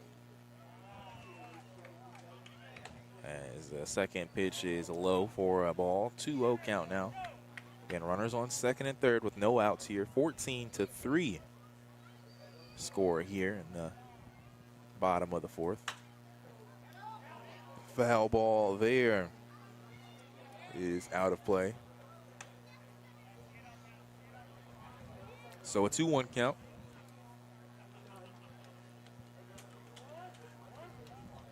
Baxter had a nice base hit towards the center field in his last at bat. The pitch is called a ball there, just outside it seems for that ball. So 3-1 now the count.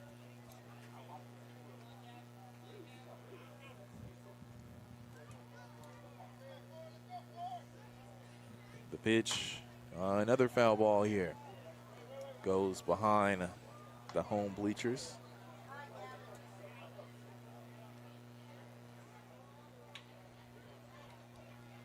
So a full count now for Gavin Baxter. Again, runners on second and third with 1 out. The full count pitch. Another foul ball there. Hits the pole to the right side behind home plate. We talked about this. We said, right now, if you think you can get a bat on the ball and foul it off safe, to keep doing that until you get thrown a ball that you know's a ball. And Baxter's doing that right now. Full count pitch again is low for a ball. Nice discipline there from Baxter. And the bases now get loaded here. And back at the top of the lineup is Robert Estrada. So 1 out, bases loaded, a 14-3 ball game. And we do have some action in the Whirlybird bullpen. As well as the Hoppers bullpen, both getting pitchers warmed up right now.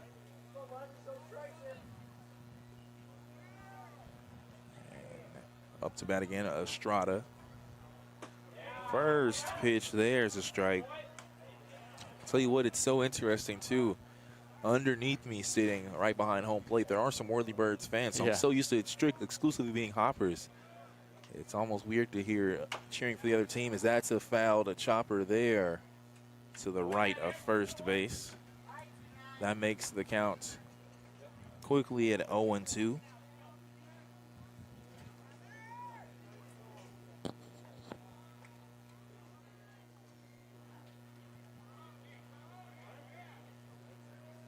Again, bases loaded with 1 out.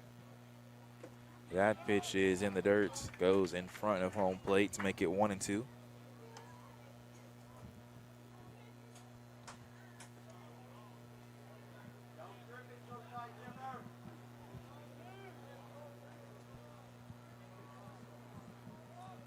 One, two, the count. And it's a strikeout looking there for Estrada for the second out. Now Stephen Bell will come to the plate. He is 2 for 2 on the day, has 2 base hits for him. As he's been one of those batters that also if seemed to be pretty consistent for the Hoppers when he's in the lineup. Yeah, and he's I'm not 100% sure. I believe he's the lefty, one of the few lefties that isn't a switch hitter. As that's a shot, it'll be a base hit in between first and second. A run will score. They will keep Villalba as he'll be forced to go home there. As it looks like some miscommunication.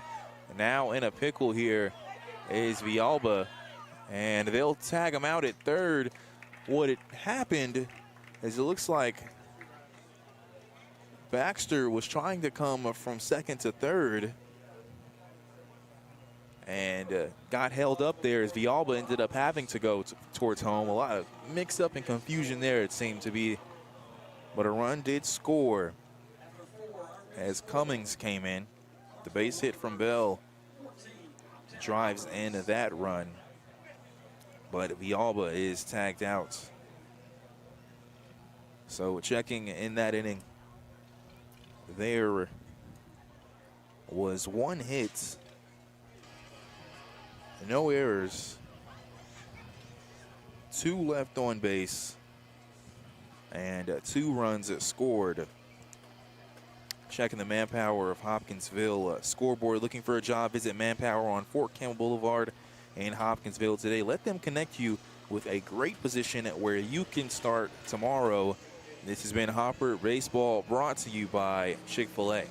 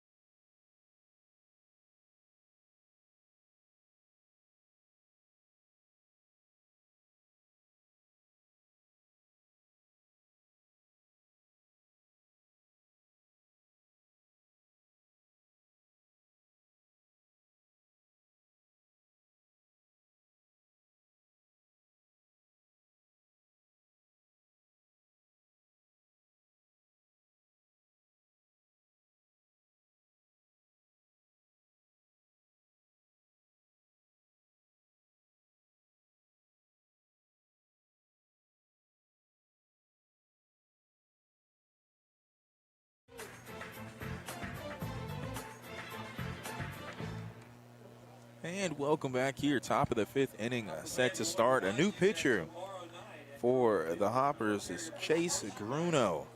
We normally see him around that 8th and 9th inning, but going to go ahead and see him earlier than usual in the 5th inning is Chase Gruno. Yeah, and I had heard the other night that it sounded like he was supposed to be the first reliever out in one of those 2 away games. He didn't pitch in either, probably because both games were, you know, losses, or not losses per se, but the Hoppers got down to behind in those games. And looks like Gruno will appear here, but he is the 4th pitcher we've seen. It's not like he's, you know, the first person out of the bullpen. He's the 4th pitcher from the Hoppers. Gerard does a good job, and his, you know, he's starting the 1st, ended through the 4th. Swing and a miss there. An outside pitch there was swung on.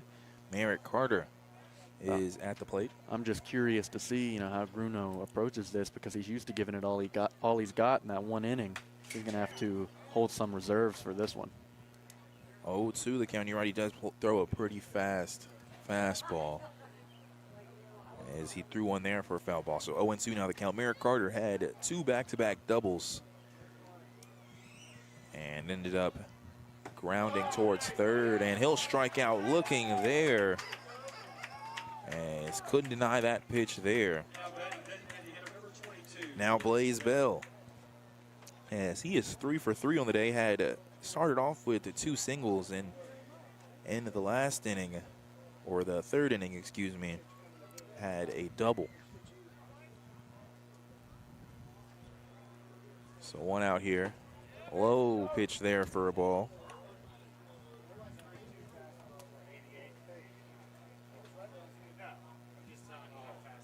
1-0 count. Is a strike there. listening in on a conversation or two, it looks like he's clipping at about 88, 89 is Gruno.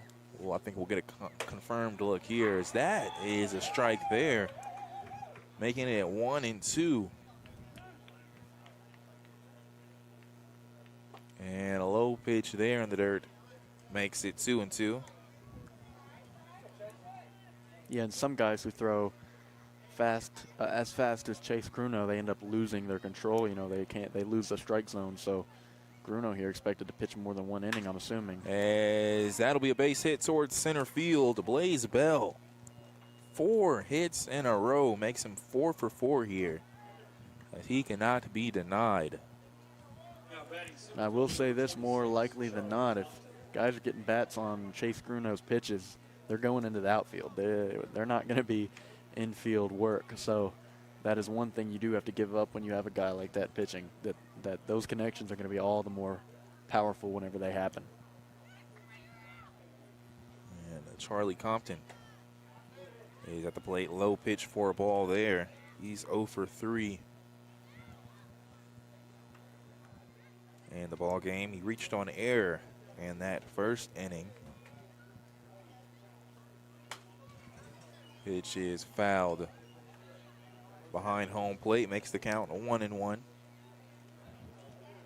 So a runner on first with 1 out here in the top of the 5th inning. 14-4 ball game. The Whirlybirds lead the Hoppers. Another pitch in the dirt, but Villalba tracks that one down. Makes the count 2-1.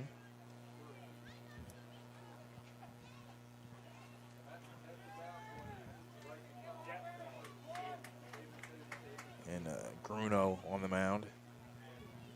The pitch is going to be chopped in between second and third. Or no, it almost is fielded there by Carter Hood. He has to run for it, but not in time there. As a base hit there from Charlie Compton will advance a Bell to second. Now runners on first and second. Now batting, catcher number 20, Lawson Strickland. Lawson is Strickland is 1 for 3 on the day. And his last at bat had a pop fly to second base. I believe that pop fly was just a little bit outside. His Hood had to track it down towards outfield. It's going to be a meeting between Villalba and Gruno here at the mound, talking some things out. So we have runners on first and second with 1 out. Lawson Strickland is at the plate, has not seen a ball come his way yet.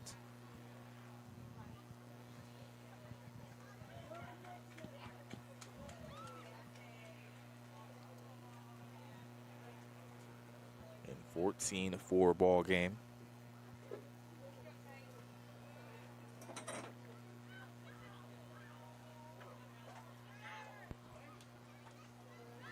One out.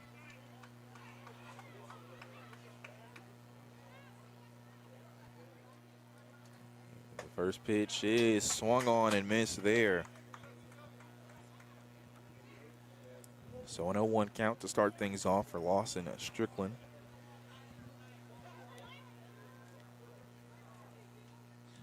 Another strike there with a swing and a miss.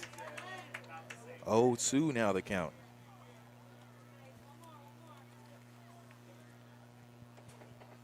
Lawson Strickland coming out of Tennessee Tech University, originally from Decatur, Alabama. 0-2 counts. Is another strikeout looking there to make it 2 outs. Now batting, left fielder number 14, Carson Hepworth. So now Hepworth here started off hot with the grand slam and then a double after that. Cooled off a bit, having a pop fly. And he'll get a base hit there right in between, right past second base, should I say. And they're going to center runner from third, and he makes it there. As that's Blaze Bell coming in to score off of another base hit from Hepworth. Compton will advance to second. Now batting, second baseman number 8, Josh Sanchez. And with 2 outs here, if you're the Hoppers, you just want to go ahead and get that last out.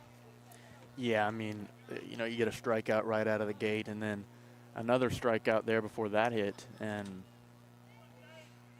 you know, you're wondering, you know, things look fine, but still they get a run on the board, and another strike there, 0-1 the count. But you know, it looks like even when the Hoppers are playing somewhat well on defense, the Whirlybirds are still finding ways to put runs on the board. Second pitch called a strike as well. So an 0-2 count here for Sanchez Harris. And as you say that, a nice job here so far from Bruno in this at-bat to get ahead in the count. 0-2, runners on first and second. That is another strikeout looking. All three of the outs come out from strikeouts looking there as we see what happened in the top of the fifth inning. There were 3 hits, no errors, 2 left on base, and 1 run scored. As we check the manpower of Hopkinsville scoreboard, 15-4. The Whirlybirds lead the Hoppers. This is Hopper Baseball, brought to you by Chick-fil-A.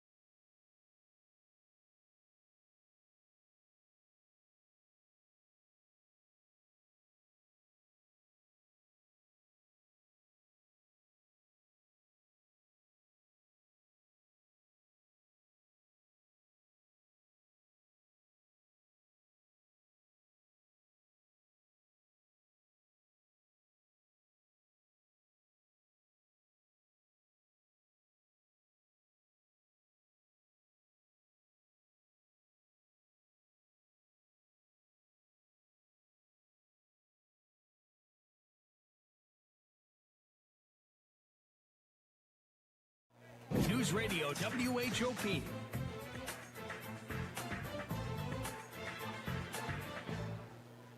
And welcome back here as the Hoppers are set to bat here in the bottom of the 5th inning. Luis Vergara at the plate. Pitch called strike to him there. So an 0-1 count. Foul ball makes it an 0-2 count. And I noticed this over the last 2 away games we went to, as far as Luis Vergara is concerned, that he was still getting his hits, but he was striking out more than we're used to seeing. Pitch called ball there makes it a 1-2 count. Looking over towards the bullpen, it looks like Jay Watson out of Clarksville, Tennessee, from Columbia State Community College, is warming up in the bullpen. And that is a base hit there past third base. And it could be 2. He's going to go for it. The throw, no, he turns back, and it was a smart decision as well. And that was a great throw from left field by Epworth. Yeah, I think there's no point in getting about halfway between first and second. I mean, yeah, there's no point in not doing it just because that's a hard throw to make. Yeah. You're going to have plenty of time once you realize you're not going to make it to second to make it back to first, and say that ball gets past the left fielder, which I think Luis thought there was a chance that it would since he grabbed that backwards, it looked like. And so threatening 2 there for Luis, but good base running. As Carter Hood is at the plate, runner on first. Foul ball for the first pitch, makes it 0-1. And he fooled me. Vergara had some nice acceleration coming off of that first base. And once again, like you said, a good job of getting back there as he knew he had enough time. So an 0-1 count here. Carter Hood 0 for 2 so far on the day. His last at-bat was a strikeout, now facing an 0-2 count.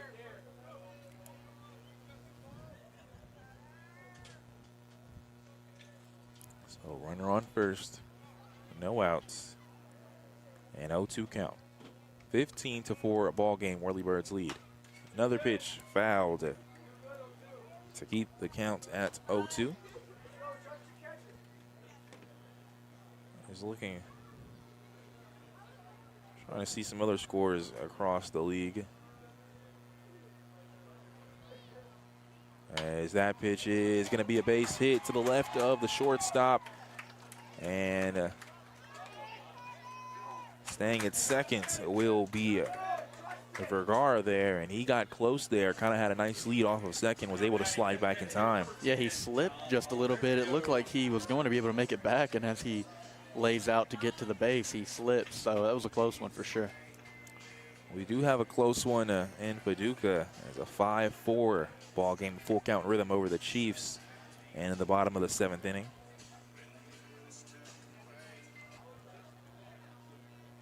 And it looks like we have a meeting on the mound. Jason Rice, head coach for the Whirlybirds, and it looks like they are going to send a pitcher in.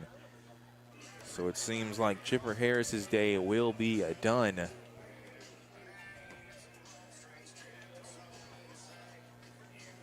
As Dom Oliverio is going to bat next for the Hoppers. And we do have a pitching change here, as we'll give you the final rundown on what Chipper Harris did after we take a timeout here, and it looks like it is going to be number 34 for the Whirlybirds, as that is Jay Watson. So we'll let him warm up a bit. A right-handed pitcher. We'll take some time, be right back. Checking the Manpower Hopkinsville scoreboard. Still 15-4 here in the bottom of the 5th inning. This is Hopper Baseball, brought to you by Chick-fil-A.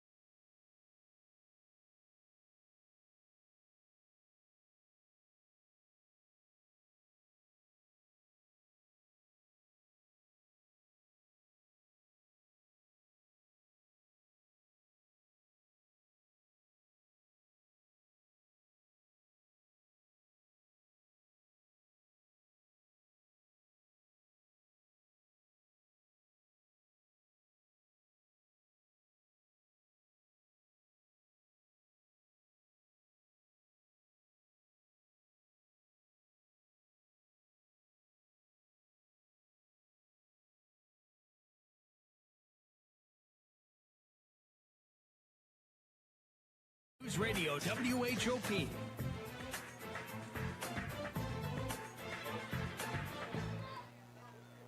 A new pitcher for the Whirlybirds is Jay Watson.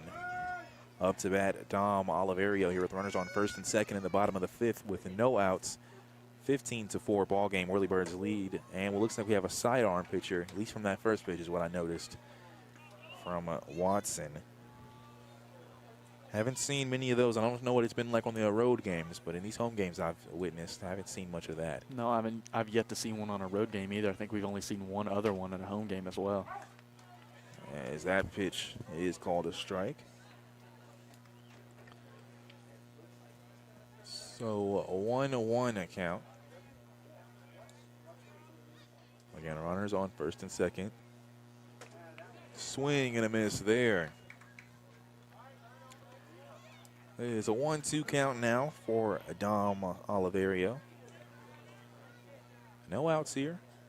And the Hoppers have scored in back-to-back innings, 2 apiece in that 3rd and 4th, looking to add some more to shrinking this deficit.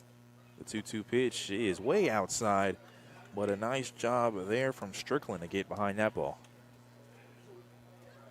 So a 2-2 count now.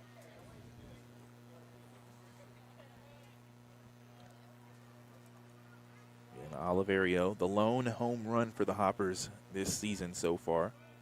The pitch and the dirt there makes the count full. Oliverio was walked in the last inning.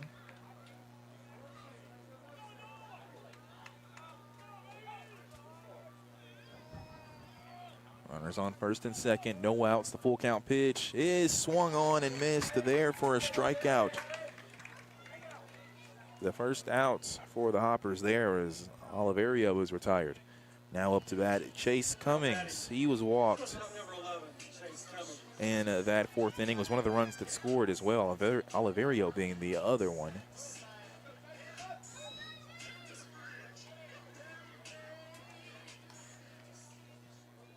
And so now runners at first and second still now with 1 out. Chase Cummings struck out once, and the other at bat was walked.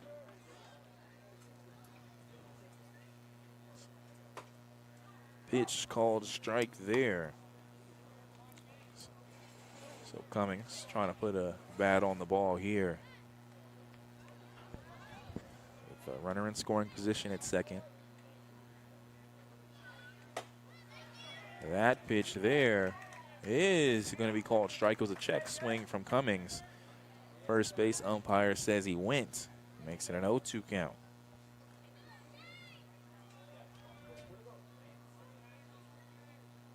So 0-2 here with 1 out. The pitch is going to be chopped near short. It'll be fielded at second, thrown to first. Cummings is in time. So, but out at second there was Carter Hood. So Cummings reaches on a fielder's choice. And we now have runners at first and third with Luis Villalba at the plate. And Luis Villalba trying to get in Luis Vergara, who's at third base here.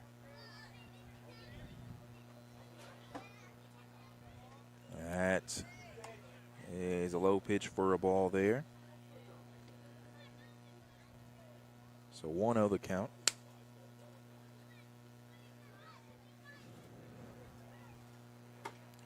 And an outside pitch is swung on and missed there.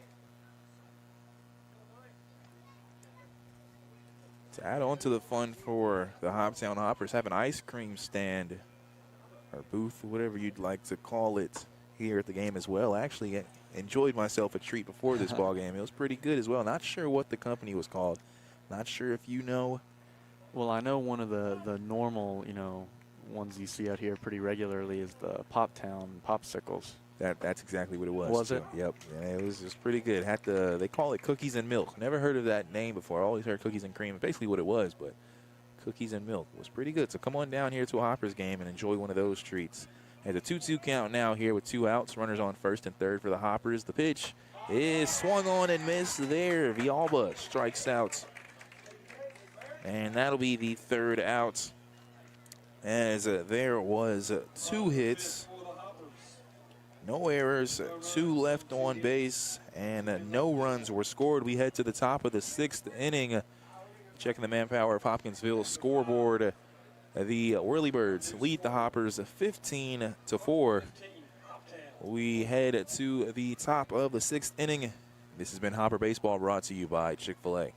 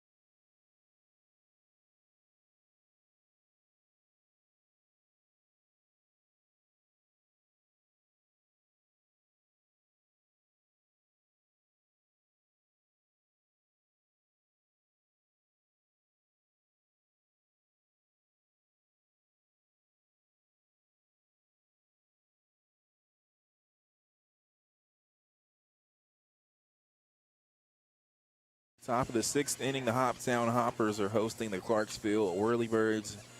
The Whirlybirds ahead in this ball game 15-4 here. As up to bat for the Whirlybirds will be Andrew Jordan. And a new pitcher for the Hoppers, it's Jackson McTire. He replaces Chase Gruno. Bruno, in the one inning he pitched, gave up 3 hits, 1 run, and 3 strikeouts. All of those outs in that inning were via strikeouts. I think they were all looking strikeouts from Bruno. Too fast to see, well, people like to call it sometimes. As warming up here is McTire for the Hoppers, and he is now done. So Andrew Jordan comes to the plate. He had a pop fly at first base in his last at bat. It's the 2, 3, and 4 hitters starting off for the Whirlybirds. On deck is Gabe Sieber. After that, Alec Beeman.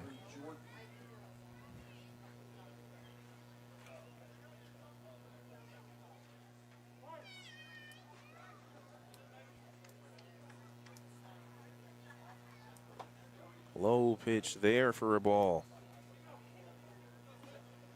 So 1-0 the count.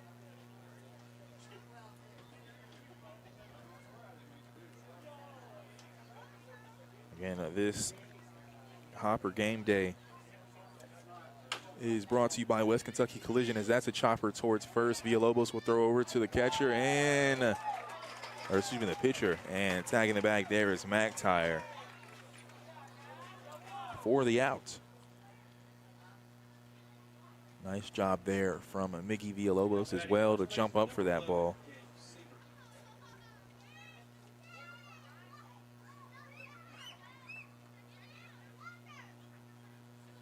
Now Gabe Sieber is at the plate.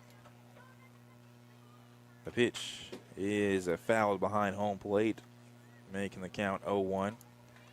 Sieber had a base hit in that last at bat for him, which came in the 4th inning.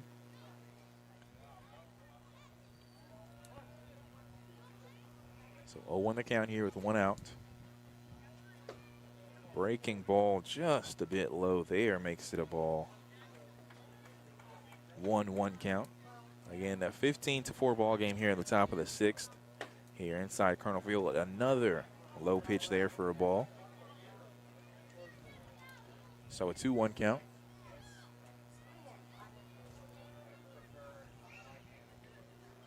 The 2-1 pitch is fouled to make the count even at 2-2.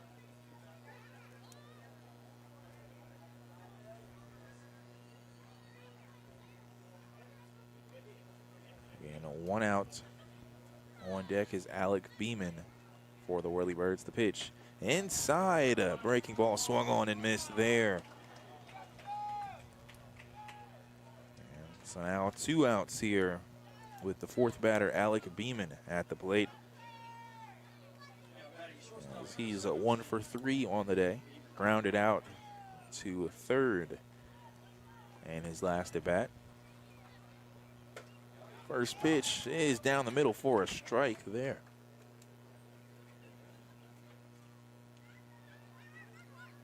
So now an 0-1 count again. Jackson McTire has checked in for the Hoppers in this inning.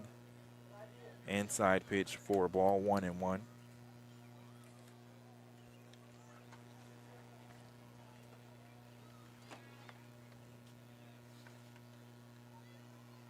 That ball fouled, hits the right pole behind home plate. Makes the count 1-2. McTire, before coming into this game, pitched 4 innings, gave up just 1 hit and a 1 run. And has struck out 5, make it 6 now on the season. High breaking ball there is a ball at 2-2.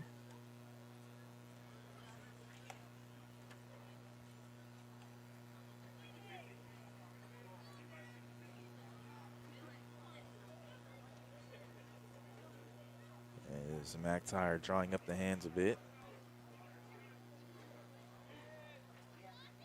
2-2 pitch is going to be chopped there. It'll be fair. They'll throw it to first, and it's an out there. So a rare play there. A chopper right in front of home plate is fielded by Villalba and thrown to Villalobos for the third out. And this top of the sixth, there were no hits, no errors, and none left on base. As I say that, and it looks like there is going to be a discussion from some umpires, so we'll hold here and make sure. I thought that was a pretty clear out. It was an impressive, I mean, Villalba, the catcher, snags the ball and then chucks it over to the first baseman. I thought it was pretty clear out. As they will rule it an out, as the fan says 15-4, it's an out. I guess you would give them an out there. But now up to bat will be the Hoppers. Again, there were no hits, no errors, none left on base, and no runs scored. We head to the bottom of the sixth inning, checking the Manpower Hopkinsville scoreboard, 15-4. This is Hopper Baseball, brought to you by Chick-fil-A. Max Arnold & Sons is looking for experience.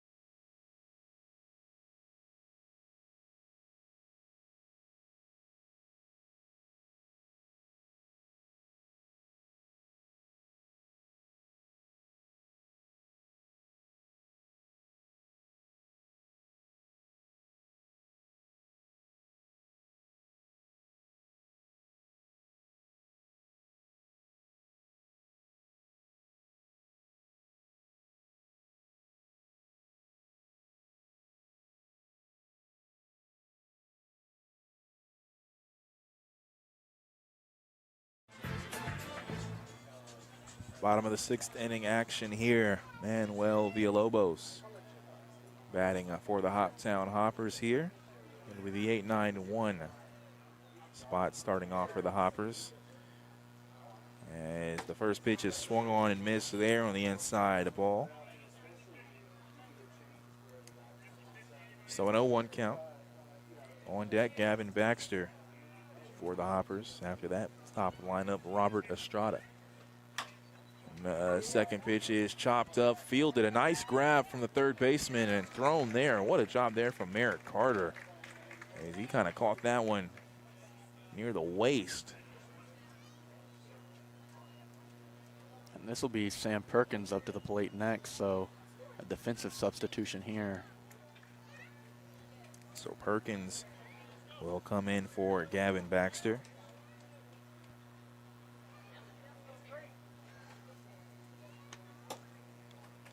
As that pitch is outside.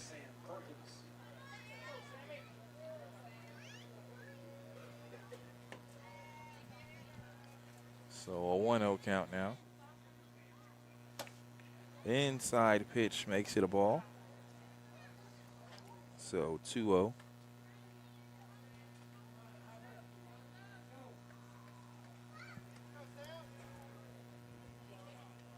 That ball is hit towards second, fielded, thrown, and an out there. Now at the top of the lineup with 2 outs here, Robert Estrada. He is struck out looking in that fourth inning.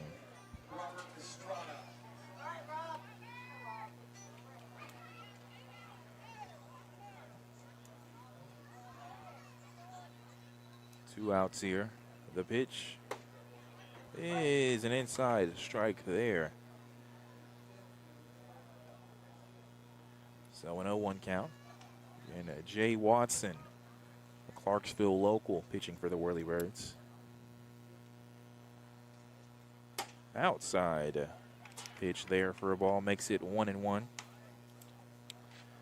Again tomorrow night, it'll be a military appreciation night here at Colonel Field for the Hoptown Hoppers, as they will be in action against the Madisonville Miners in a rematch. As foul ball there hits home plate before it goes towards third. So 1-2 count. Again, Hoppers taking on the Madisonville Miners tomorrow night, 6:30. We'll have the same pregame show at 6:15.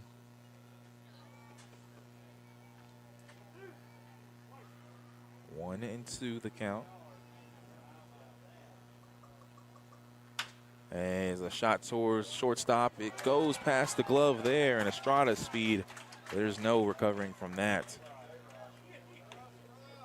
No, and that's just a lazy play from the shortstop there to stick his arm out and not get his body behind it. Pretty routine there, and he lets it get past him. So Estrada will go to first. And now Stephen Bell at the plate. He is 3 for 3 on the day, so an early candidate for player of the game for the Hoppers as he's been consistent.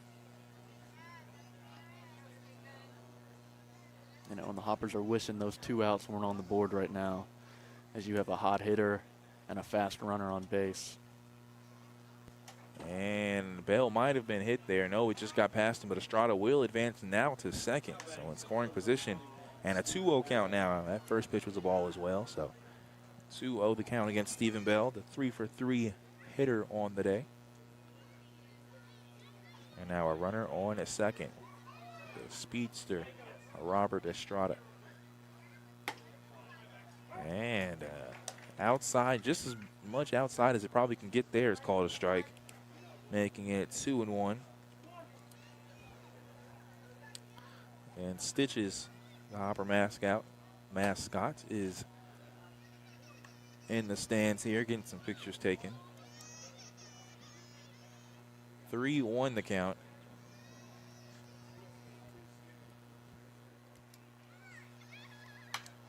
Foul ball behind home plate. Makes the count full here with 2 outs. So 3-2, runner on second. 2 outs here in the bottom of the 6th inning. This is the second time I think we've seen Stitches make a baby cry just from appearing. Stitches didn't really have to do much, just standing there made the baby cry, so they need to keep them away from the kids. And Bell will strike out looking there. Just an inside pitch there makes it a strike 3. As in that inning, there was no hits, 1 error, 1 left on base, and no runs scored. Checking the manpower of Hopkinsville scoreboard, 15-4. We head to the top of the 7th. This is Hopper Baseball, brought to you by Chick-fil-A.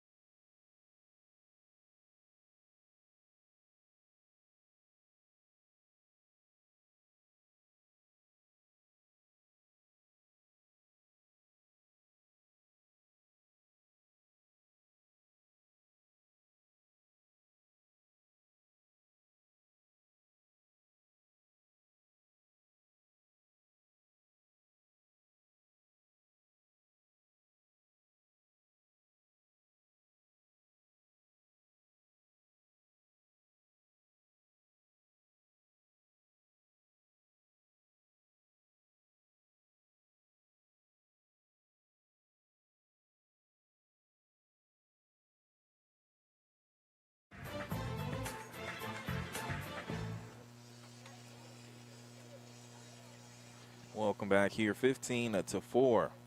The score is we are set to start the top of the 7th inning. 2 chances to win. As a new pitcher for the Hoppers is Trent Youngberg. He has made 3 appearances and 2 innings pitched. He has allowed 2 hits, 2 runs, walked 4, and struck out none. So looking to get his first couple of strikeouts on the season will be Youngberg here, as he is replacing Jackson McTire. He pitched 1 inning, allowed no hits, no runs, and had 1 strikeout. So not a bad showing at all for McTire, but just a new look here for the Hoppers. And I will mention this. We saw Sam Perkins come in and hit for Gavin Baxter. They actually moved Carter Hood from second base to third base and have put Perkins at second base. So a different look here. I think this might be Hood's first time at third base this season. It's been Baxter. I believe he's played every single game at that third place position. He's played every game but one. I believe the Henderson Flash game. Chase Cummings played third, but I think Gavin Baxter came in the 8th or 9th inning of that game too. So he's stepped on the field for every game at least. First pitch from Youngberg is high and outside for a ball. It's Merrick Carter for the Whirlybirds here in the 1-0 count. Started off hot as that is an outside pitch called strike there, making it 1-1. Started off with back-to-back doubles, then had a line drive, had a grounder to first base and then struck out looking. And he'll foul that one. That should go behind the visiting bleachers, and it does. So 1-2 count now.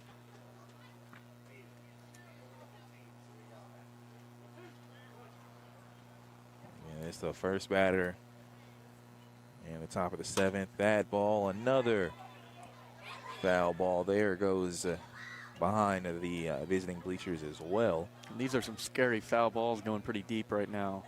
Good contact on fouls here. Again, had the 2 doubles earlier in this game, as that's a way outside breaking ball there, making the count 2-2.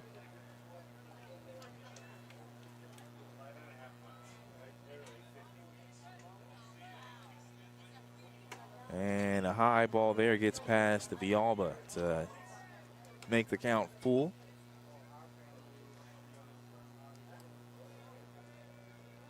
So a 3-2 count here.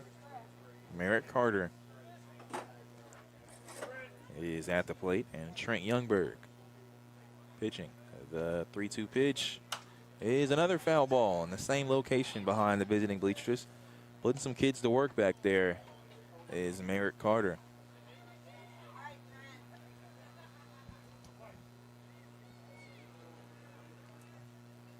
The pitch is slightly hit there for a foul ball behind home plate. So Carter doing a good job of staying alive here. Youngberg trying to retire him. This is the 5th batter in the lineup for the Whirlybirds. On deck is Blaze Bell, 4-for-4 hitter on the day for the Whirlybirds. And an outside pitch will walk Merrick Carter there.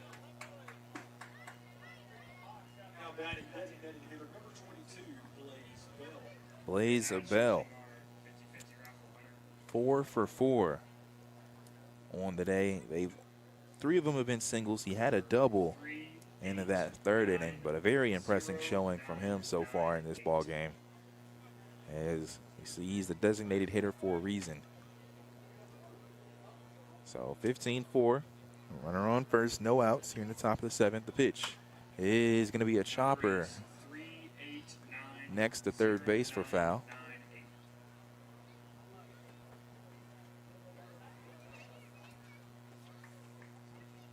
So an 0-1 count now.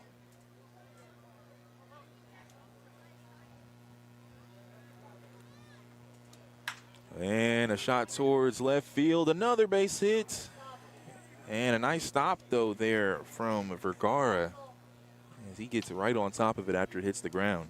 Yeah, makes the hustle, tries to make a diving catch, but pretty impressive there. Ball hits the ground, and he's able to, on his stomach, lift his glove up and stop the ball. 5-for-5 is Blaze Bell in this ball game. As very impressive showing from him. Now up to bat is Charlie Compton. He had a base hit in his last at bat. Now with the runners on first and second with no outs. Swing and a miss there. Nice pitch there from Youngberg is just outside and hits Compton a swing on that.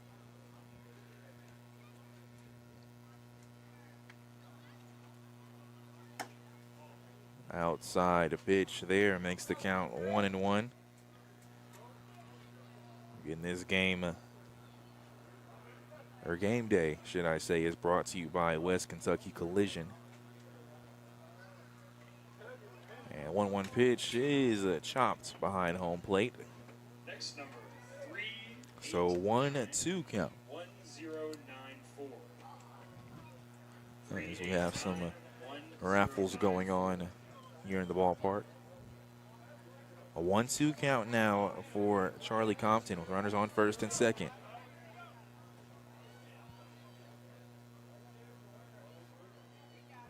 The pitch is a breaking ball there just outside the ump says. Had some good movement on it. Looked like it was in the right spot. But the ball there makes it 2-2. Again, 15-4 ball game if you're just now joining us here in the top of the 7th. As Youngberg will take time here.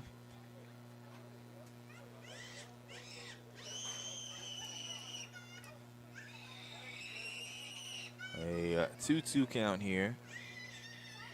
Is an outside pitch there for a ball. Makes the count full.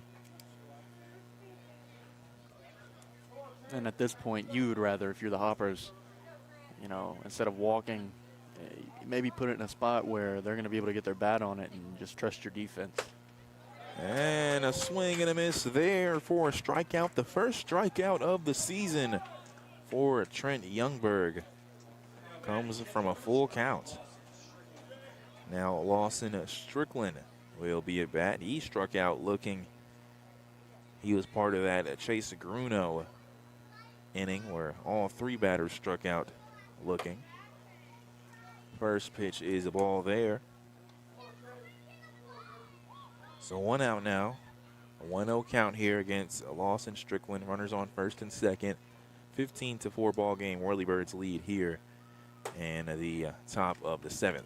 High pitch there for a ball makes it 2-0.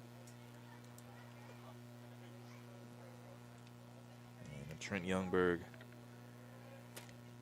pitching for the Hoppers. As a shot to second base is an infield fly there. So Strickland is out. Actually, his second pop fly to the second baseman in this ball game. He did it earlier in that 3rd inning.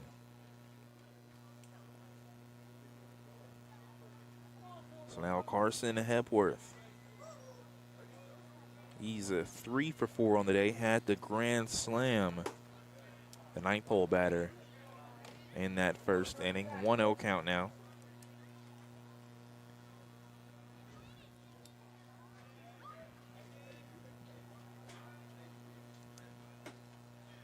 An outside pitch there makes it 2-0. And runners on first and second here. An 11-point lead here. 15-4 on the top of the 7th. That ball looks like it's winding, but it'll be an infield fly. Villalobos tracks it down for the 3rd out for the inning. For the Whirlybirds, there was 1 hit, no errors, 2 left on base, and no runs scored. We head to the bottom of the 7th where the Hoppers need to score at least 2 runs to avoid the mercy rule. Check the manpower of Hopkinsville scoreboard 15-4. Whirlybirds lead the Hoppers. This is Hoptown Hopper Baseball brought to you by Chick-fil-A.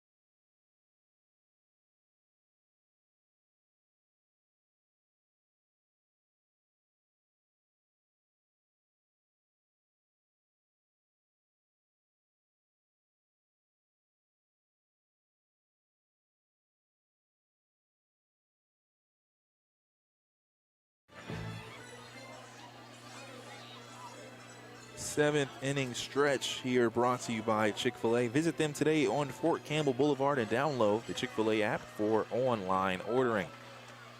As the Hoptown Hoppers here need to score at least 2 runs, as they're down 15-4 against the Clarksville Whirlybirds. Need to score the 2 runs to avoid the mercy rule after 7 innings. And up to bat, it's a nice batter for the Hoppers, Luis Vergara. First pitch is outside for a ball there. So 1-0 count. Vergara had a base hit in his last at bat. He's 1 for 3 on the day. And he'll foul to the side of first base there. Was a chopper. That makes the count 1-1.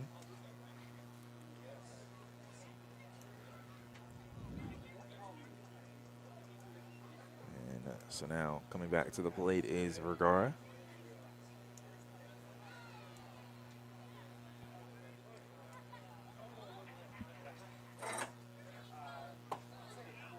And strike called there.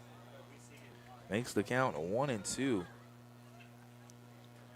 For the Whirlybirds, it was 12 runs in the first inning that really helped them get here to this lead.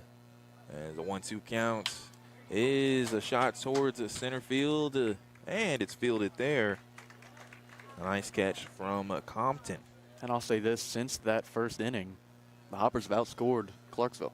It's been a 4-3 scoring disparity since that first inning, with the Whirlybirds scoring 2 more in the second inning and then 1 more in the 5th. But Hoppers with back-to-back 2-run innings in the 3rd and 4th. So, you know, if you're looking at from the Hoppers' perspective, you don't give up that first inning, they're in a good spot. I agree, you're right. In a good spot, and you see that shows how important those first innings are. You see them, it was 4 runs for a minute in that first inning, and then it grew, of course, after that grand slam. But you want to limit other team starts as much as you can, as that's a foul ball to make the count 1-1. Carter Hood is at the plate. He had a base hit in his last at bat in the 5th inning. As he's 1 for 3 on the day. The 1-1 pitch is swung on and missed there, making it 1-2.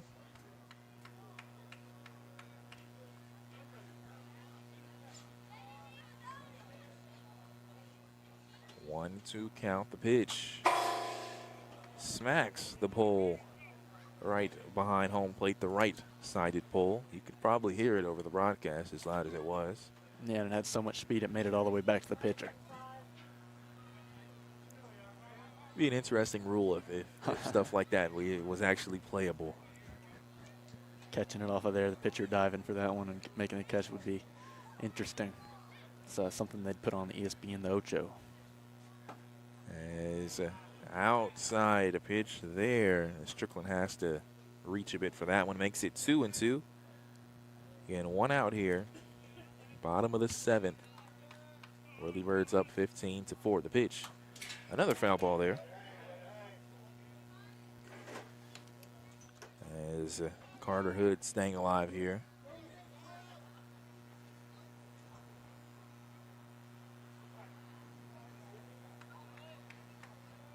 Two count. The pitch from Watson is grounded towards shortstop. It's fielded, thrown in time there, as Beeman makes the throw to Sieber for the 2nd out. So now Dom Oliviero.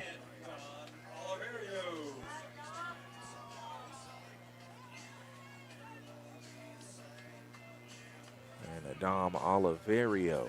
Excuse me. I did it again, Ethan. Apologize.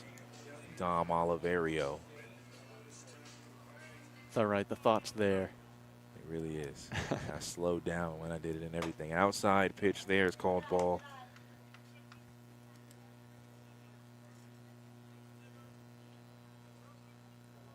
And again, Hopper is possibly down to their last out, being down by more than 10 points here in the bottom of the 7th. That is a strike there,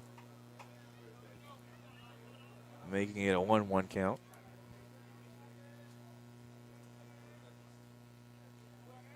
Getting 2 outs here. The pitch is high for a ball.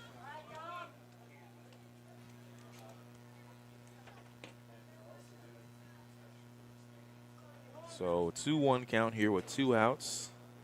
Dom Oliverio at the plate. That's a shot towards right field. Looks like it's going deep, and it cannot be fielded.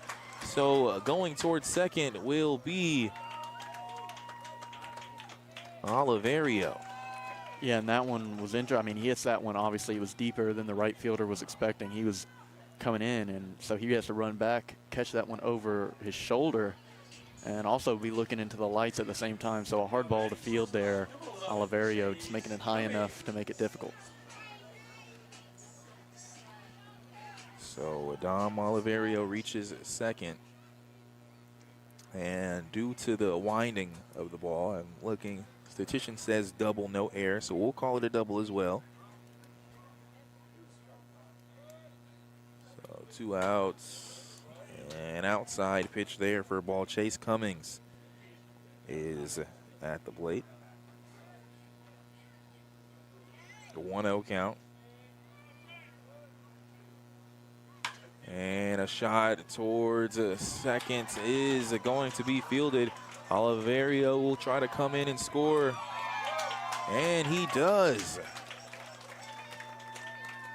Yeah, and he did not expect to be sent home there. He slowed up all the way at third base and then was sent home by the third base coach there, as the center fielder wasn't expecting to make that throw either. So yeah, Coach Benny at third, I guess he kind of said we need the run anyway, so. Yeah, there's no point not risking it. I mean, you're on your last out anyway. You might as well send him there. So back-to-back base hits. Make it a 10-point ball game now. Up to bat, Luis Villalba. Pitch called strike there, just inside. So an 0-1 count.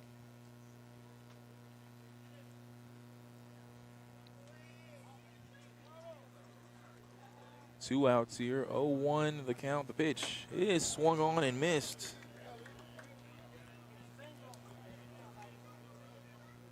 So now 0-2 count here with 2 outs in the bottom of the 7th. The runner on first.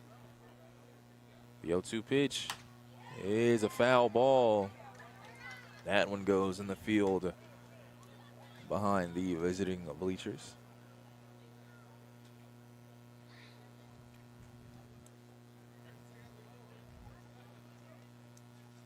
So an 0-2 count. It remains the same here with 2 outs. Runner on first. That's Cummings. Luis Villalba at the plate. Jay Watson the pitch. It's a ball, and stealing going towards second will be Cummings. So that puts a runner in a scoring position. And a 10-point ball game here. If the Hoppers can manage to score here, it will not be ruled a mercy rule. As of right now, it would be if the Hoppers can't score again. And a foul ball there towards the screen right next to the Whirlybird bullpen.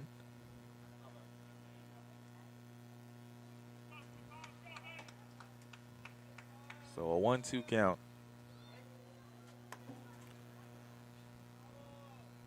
And 2 outs here. The pitch is just a bit high there. Looked a little too close for comfort, but the pitch is called a ball there. So a 2-2 count now.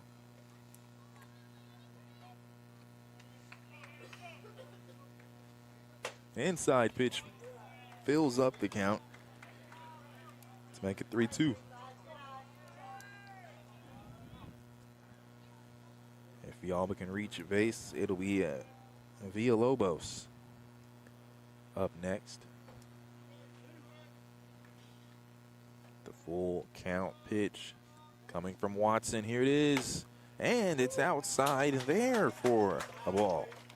Walking there is Villalba. Now up to bat, Villalobos. He's 0 for 3 on the game so far.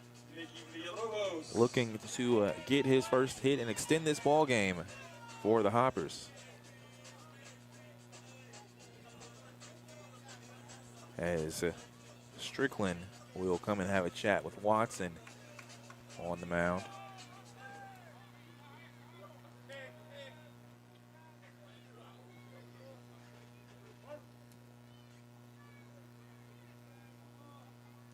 The first pitch is going to be fouled. Sieber's trying to track it down. Ooh. He dives for it. He can't get there, but a nice effort there from first baseman Gabe Sieber. Yeah, and he's standing up. He's a little shook up standing up from that one. Maybe landed weird on his legs. And, yeah, he's limping. As he's making his way back to first, we'll see as Coach Rice is kind of stepping out to make sure he's okay, and he's got a limp for sure. So I think he says he wants to keep playing. But he's got a limp to him. But I guess first base, you don't have to move as much.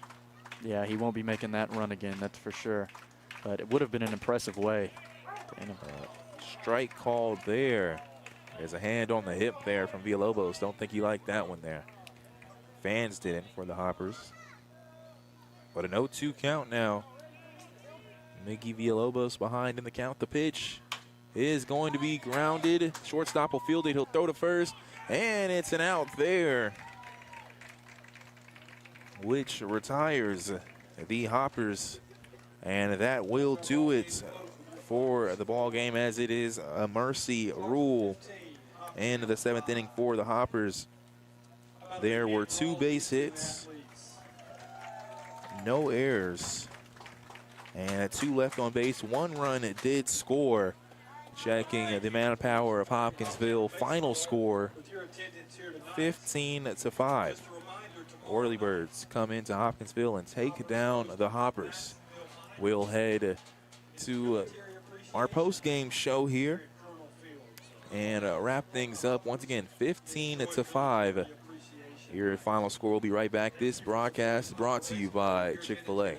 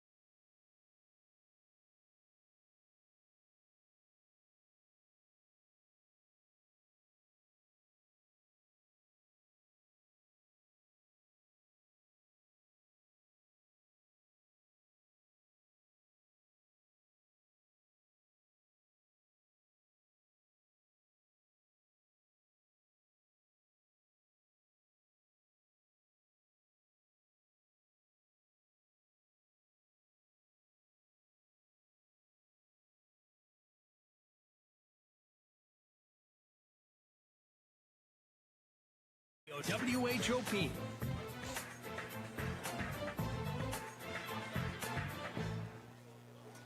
And welcome back here. 15-5, your final score as the Whirlybirds defeat the Hoptown Hoppers. Jamar Perkins joined by Ethan Alexander.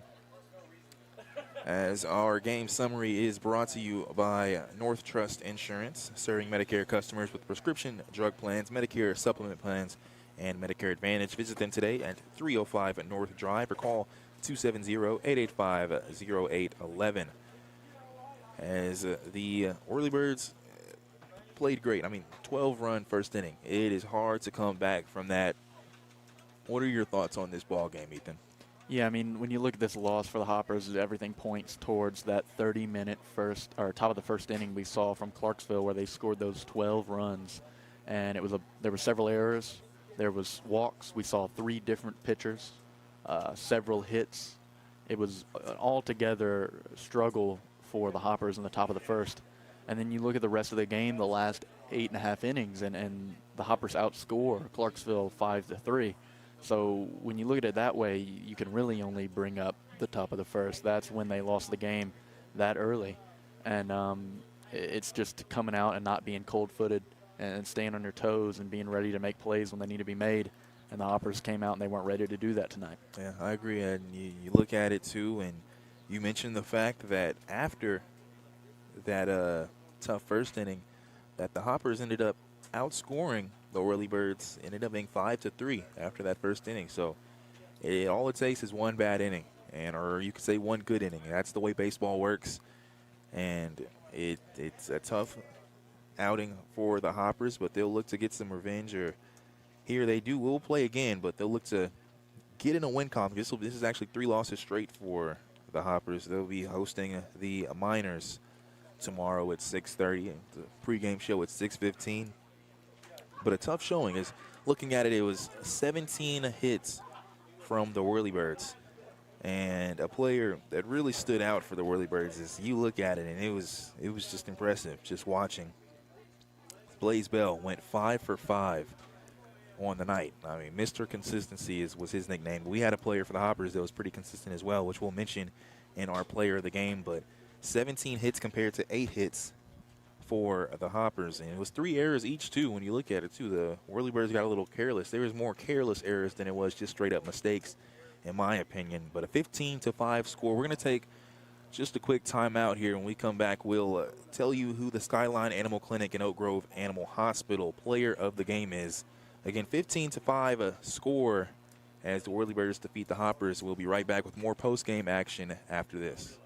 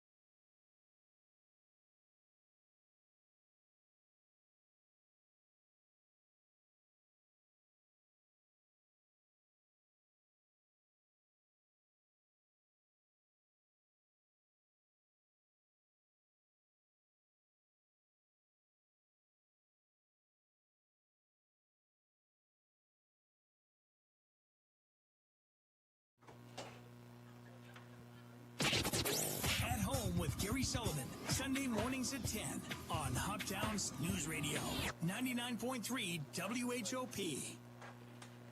And welcome back here. 15-5 was your final score as the Whirlybirds defeated the Hoptown Hoppers at 15-5.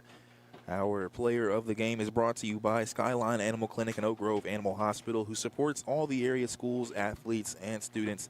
Skyline Animal Clinic has been your source of veterinary care for small animals since 1956. Call them today for all your pets' veterinary needs. And our player of the game, Ethan, it was, I feel like we mentioned it during the broadcast that he would be a candidate, and the consistent hitting ended up striking out in his last at bat, but before that was going 3 for 3. Tell us who the player of the game is tonight. Yeah, tonight's player of the game is Stephen Bell. He had the first hit tonight for the Hoppers, and he ended up getting a hit in his next 2 at-bats following that on a night when there wasn't too much consistency as far as hitting from the Hoppers is concerned, and a struggle overall, too. It was nice to see someone like Stephen Bell come out there and play a pretty solid game of baseball. I agree, and consistent is something you love to see if you're a Hopper fan. And throughout this rough game for the Hoppers, it was almost depended on that he would get a hit. And like I mentioned, he did strike out in his last at-bat. Before that, 3 back-to-back singles for Stephen Bell. So congratulations to him. Our player of the game brought to you by Skyline Animal Clinic and Oak Grove Animal Hospital. And moving forward for the Hoppers, they have one more home game this week. There's only 2 home games this week. They'll be playing the Madisonville Miners tomorrow at 6:30, and that will also actually be the Military Appreciation Night, so definitely don't want to miss that.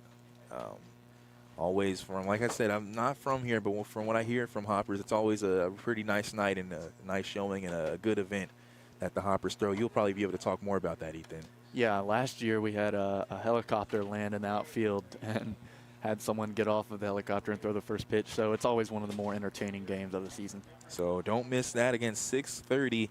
And if you don't come out to the ball game, we'll have a pregame show starting at 6:15 on News Radio 99.3 FM at 12:30 a.m. WHOP, and the broadcast also on the Hoptown Hoppers TV, their YouTube channel. So once again, 15-5, the final score is the Whirlybirds defeat the Hoptown Hoppers.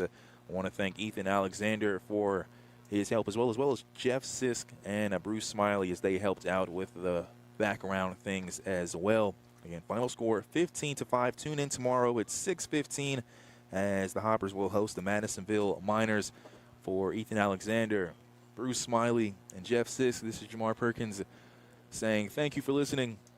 I want to remind you, as always, to call your loved ones and tell them go Hoppers.